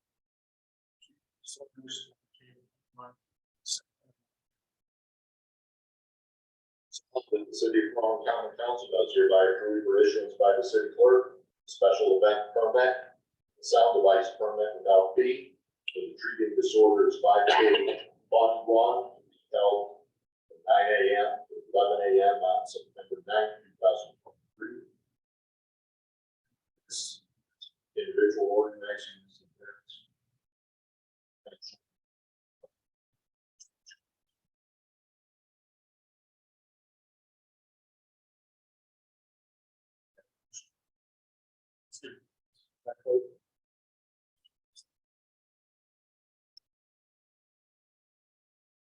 So based on, in lieu of what our conversation.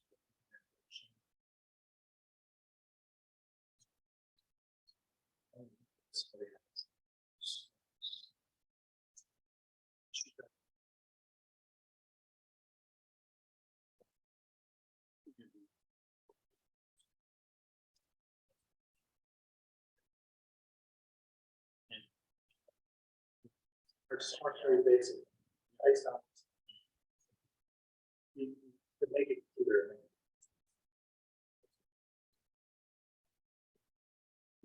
We should understand. We should understand.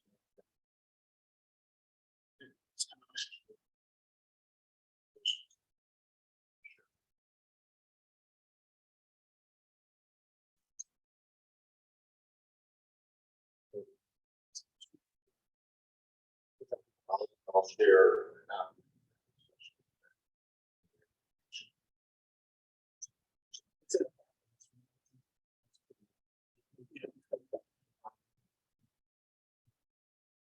There's, the applications are supporting that. Well, the special event permit form is all of it. That street closure.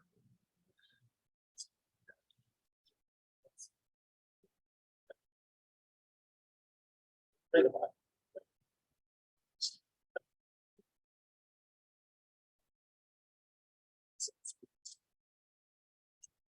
Frank Scott. Aye.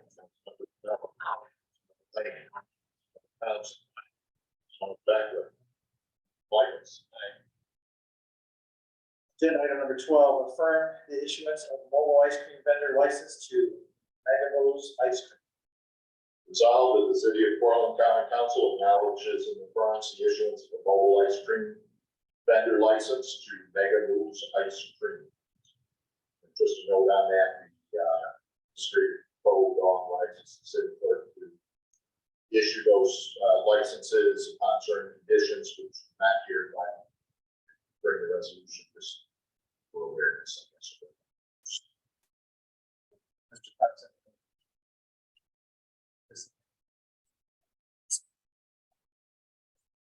This is a good one to have because some people might not want that thing.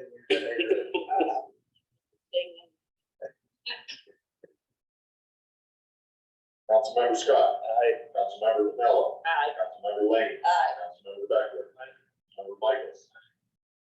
Agenda item number 13, approve recommendations, public, Board of Public Works in the city.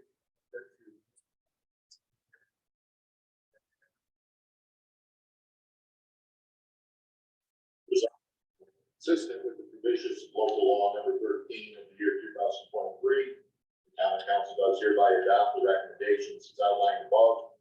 With respect to the city of Portland, parking lots, parking permits, parking permit rates, point of contact for the same. And be it further resolved that the county council delegates to the city clerk responsibility to implement policies, procedures, and information systems by which to administer a parking permit system consistent with the parking regulations adopted here. I'll move it. Second, Mr. Scott, just to be clear, as the deputy chief, implement this all.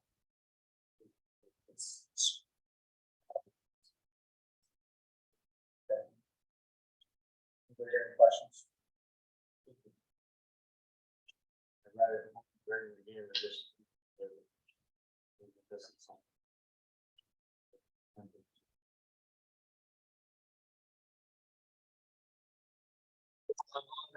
I don't know.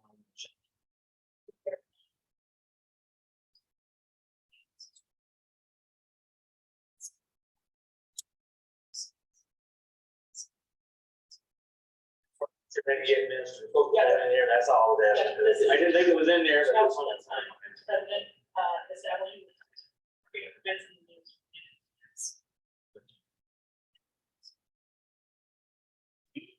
To the next. Change.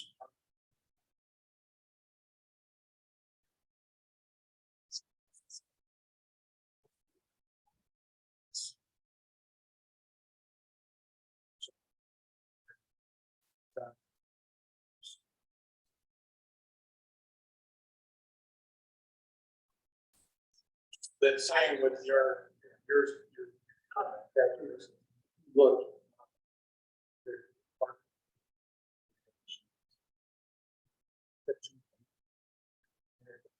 Streets. Should ignore them.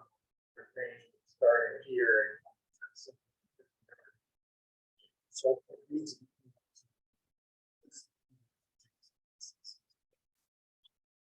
3-hour parking, bar parking, additional or new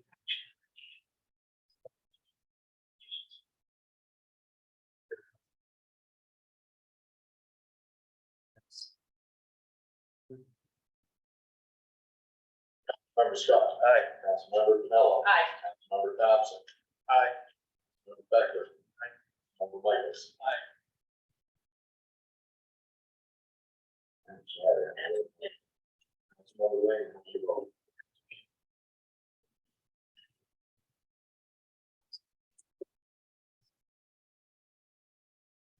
Item number 14, city participation. The City of Portland County Council on this 18th day of July 2023 authorizes the increase to the fines and fees outlined in the table below. Scott.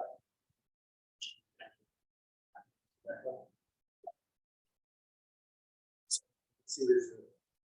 Move it up.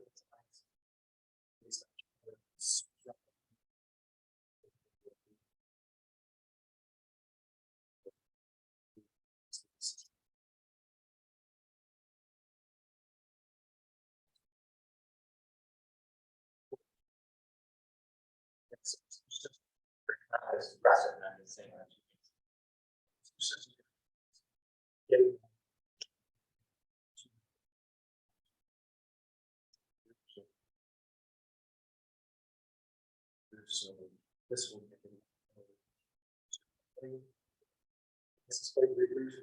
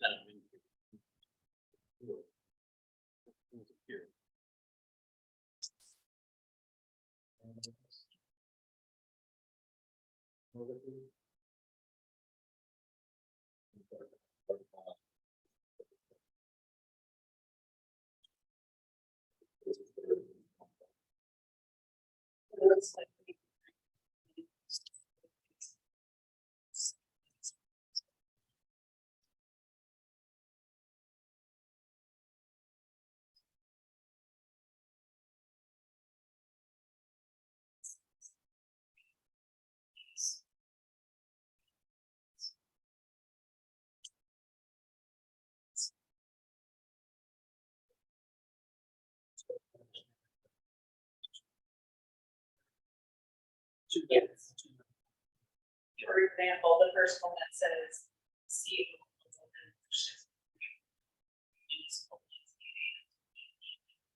Trying to read this.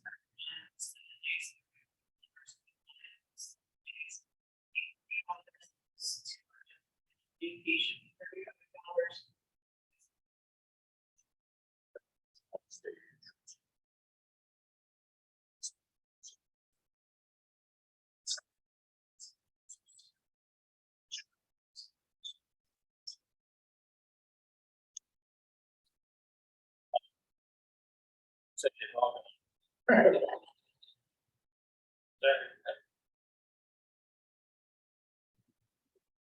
Councilmember Scott.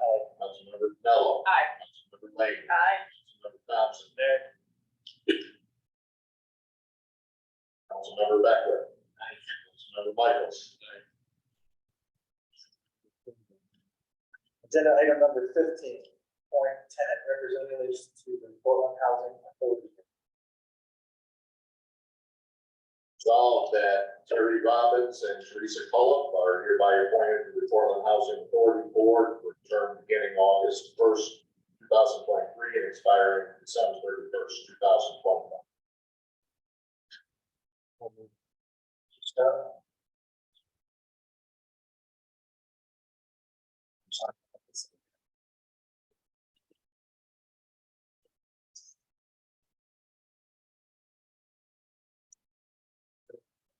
This is the recommendation.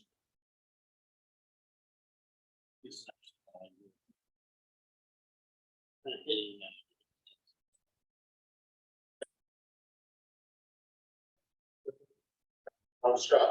Councilmember Pinello. Aye. Councilmember Lane. Aye. Councilmember Thompson. Councilmember Becker. Councilmember Michaels.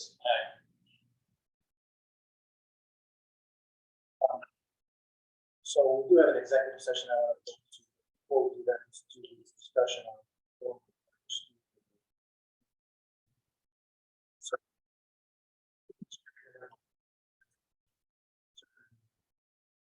sure.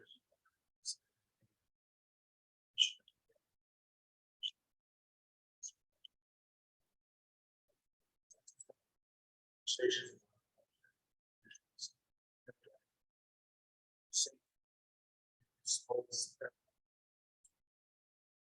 Sure that the applicants are.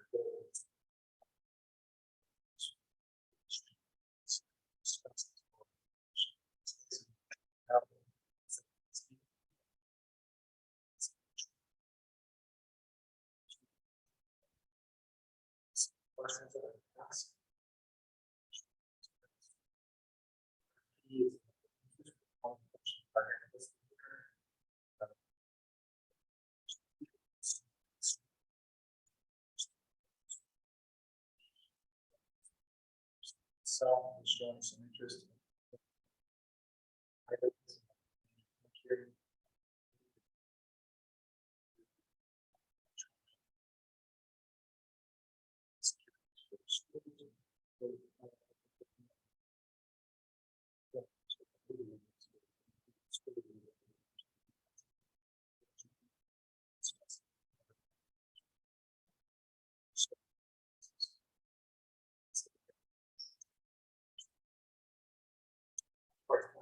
Property.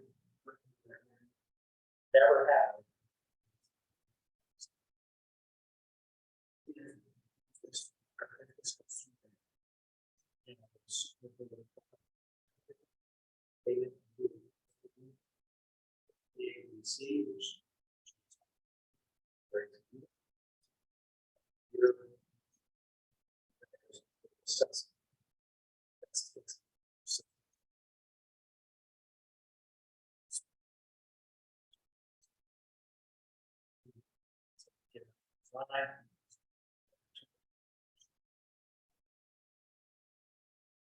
Revenue.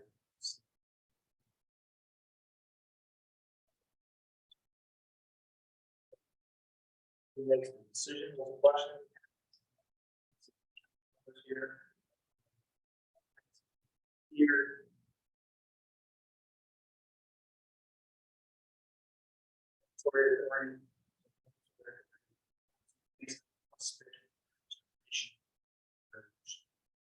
Is due to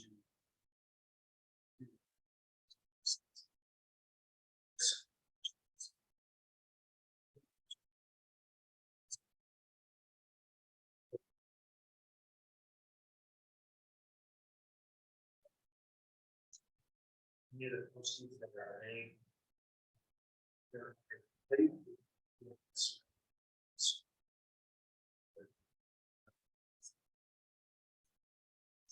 This day, that's on our video. So basically, yes.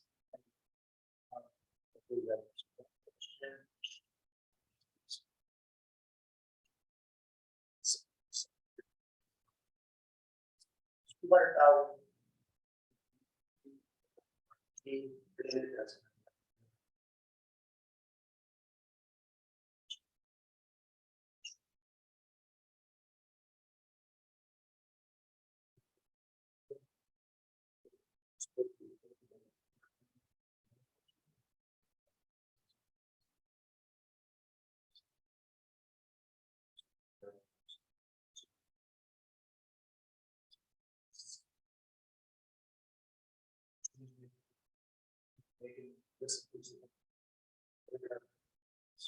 Forcing me out. Or.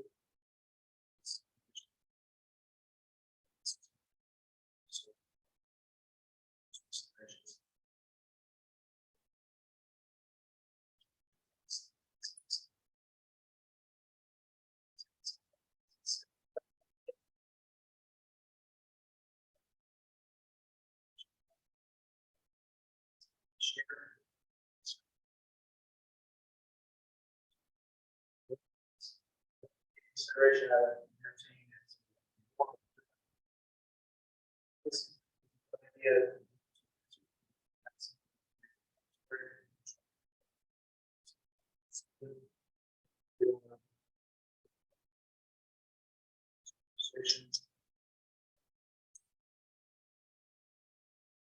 anything? Was there any other questions? Yeah, so most of the pressure is gone. The first-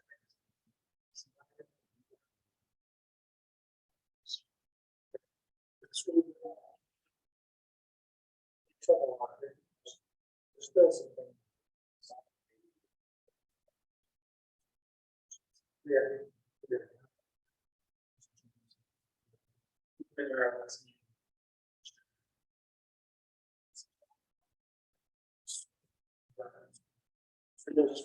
Yeah, the audio system's not, they took the box. Yeah, well, I'm just saying the obligation for a lot of municipalities, school districts, next state funded a lot of them.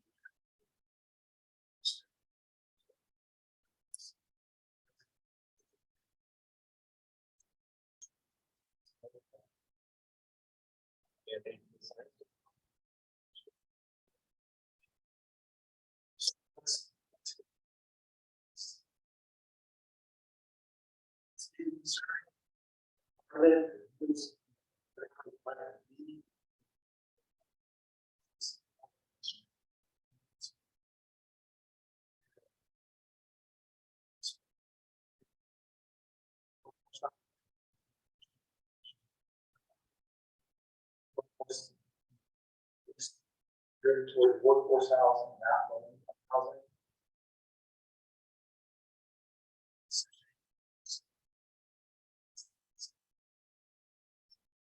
Subsidy.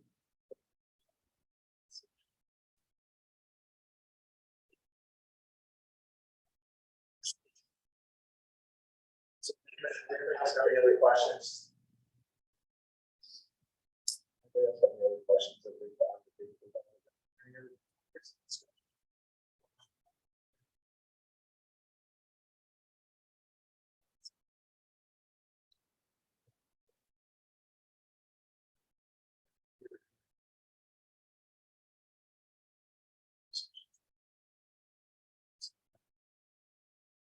That's something I mentioned in the previous meeting. We put a tour together. Units they have, we have. Put the mind, the needs of some of these individuals. It's a project that, we take into consideration. And what it is today. Still hearing that these places over.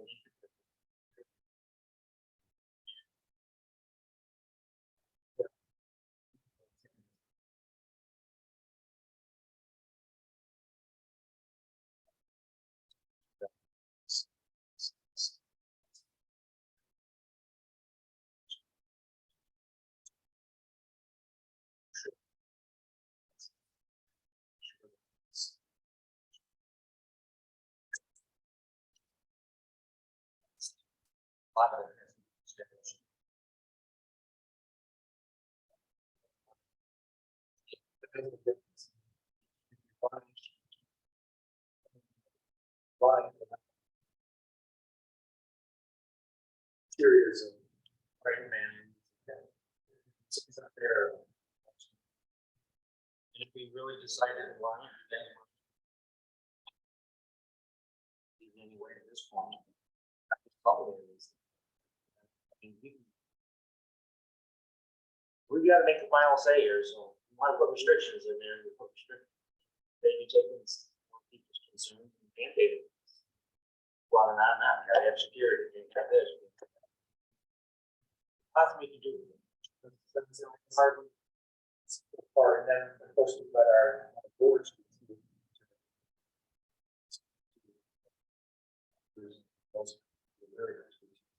Maybe once it's finished, we should go on.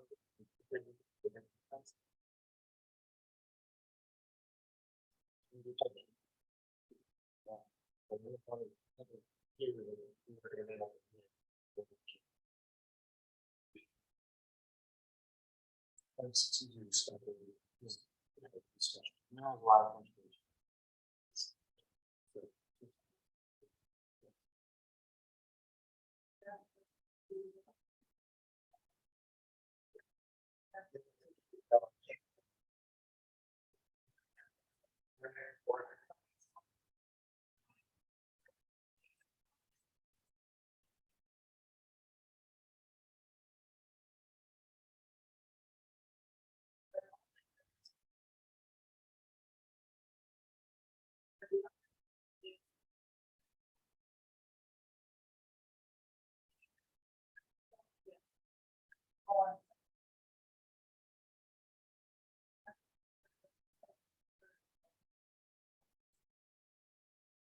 Yes.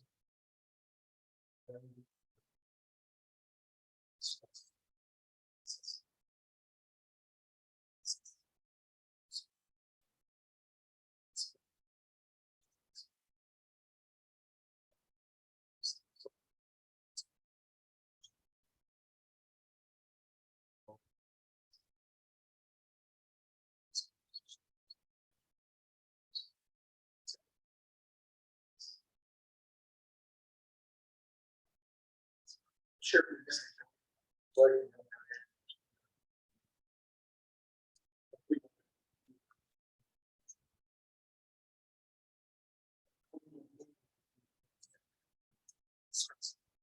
I believe we make the recommendation to approve it, we still have to get all the other approvals. It's a done deal, we do decide to, so a lot of steps that's gotta go through the county, city. Correct, and then it's Code gonna go, office. that's just to get the project started, but then we still have to go back there. Our city plan has to approve any sale this board wants to do there, that we can sell the property. That's also recognized as an actual purchase, so.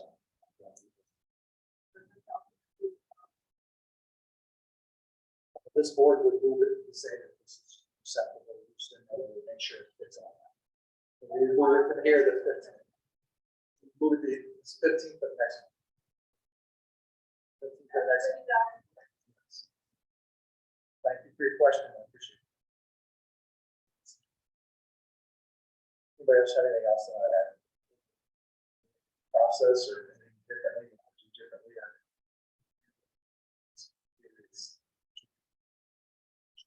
School.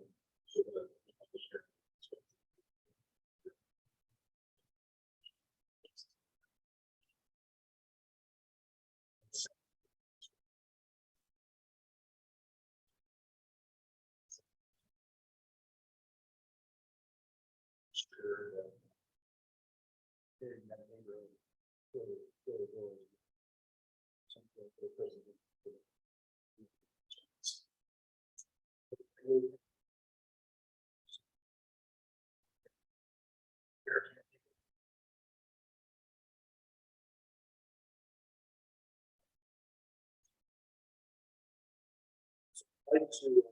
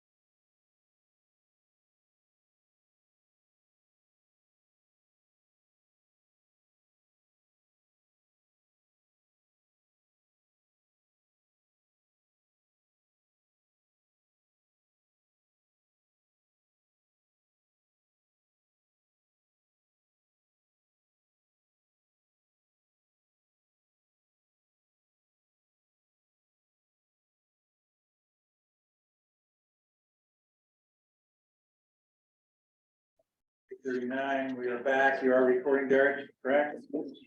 So can I get a motion to come back in?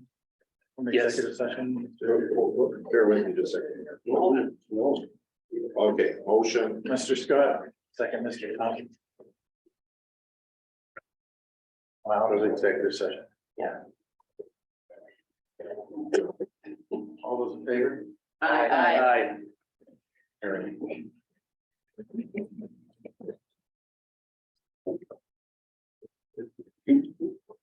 So, I'll accept the motion on agenda item number 16, direct corporation counsel to consult with outside legal counsel relative to proposed litigation having been discussed in executive session at the July 18, 2023 common council meeting pursuant to New York State Open Meetings Law, section 105. Can I get a motion? I'll make a motion. Back with a second. I'll read the results. Resolved that the corporation counsel is hereby directed to consult with outside legal counsel for the purpose of discussing proposed litigation on behalf of the city of Cortland. And be it further resolved that in the event said proposed legislation is pursued, Litigation, the common, not legislation. thank you. Resolved that in the event said proposed litigation is pursued, the common council hereby directs corporation counsel to retain the services of outside legal counsel using funds from budget line A10-1420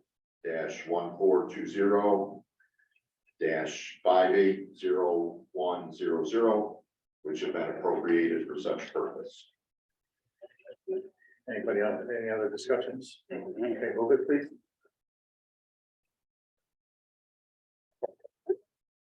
Councilmember Scott. Aye. Councilmember Pinello. Aye. Councilmember Lane. Aye. Councilmember Thompson. Aye. Councilmember Beckwith. Aye. Councilmember Michaels. Aye. All right, anybody else have any other discussion items into the next meeting? So with that said, can we, move for adjournment? Motion, Mr. Scott for adjournment, wait a second. Second. Mr. Thompson, all those in favor? Aye. Thank you. Hold on, thank you.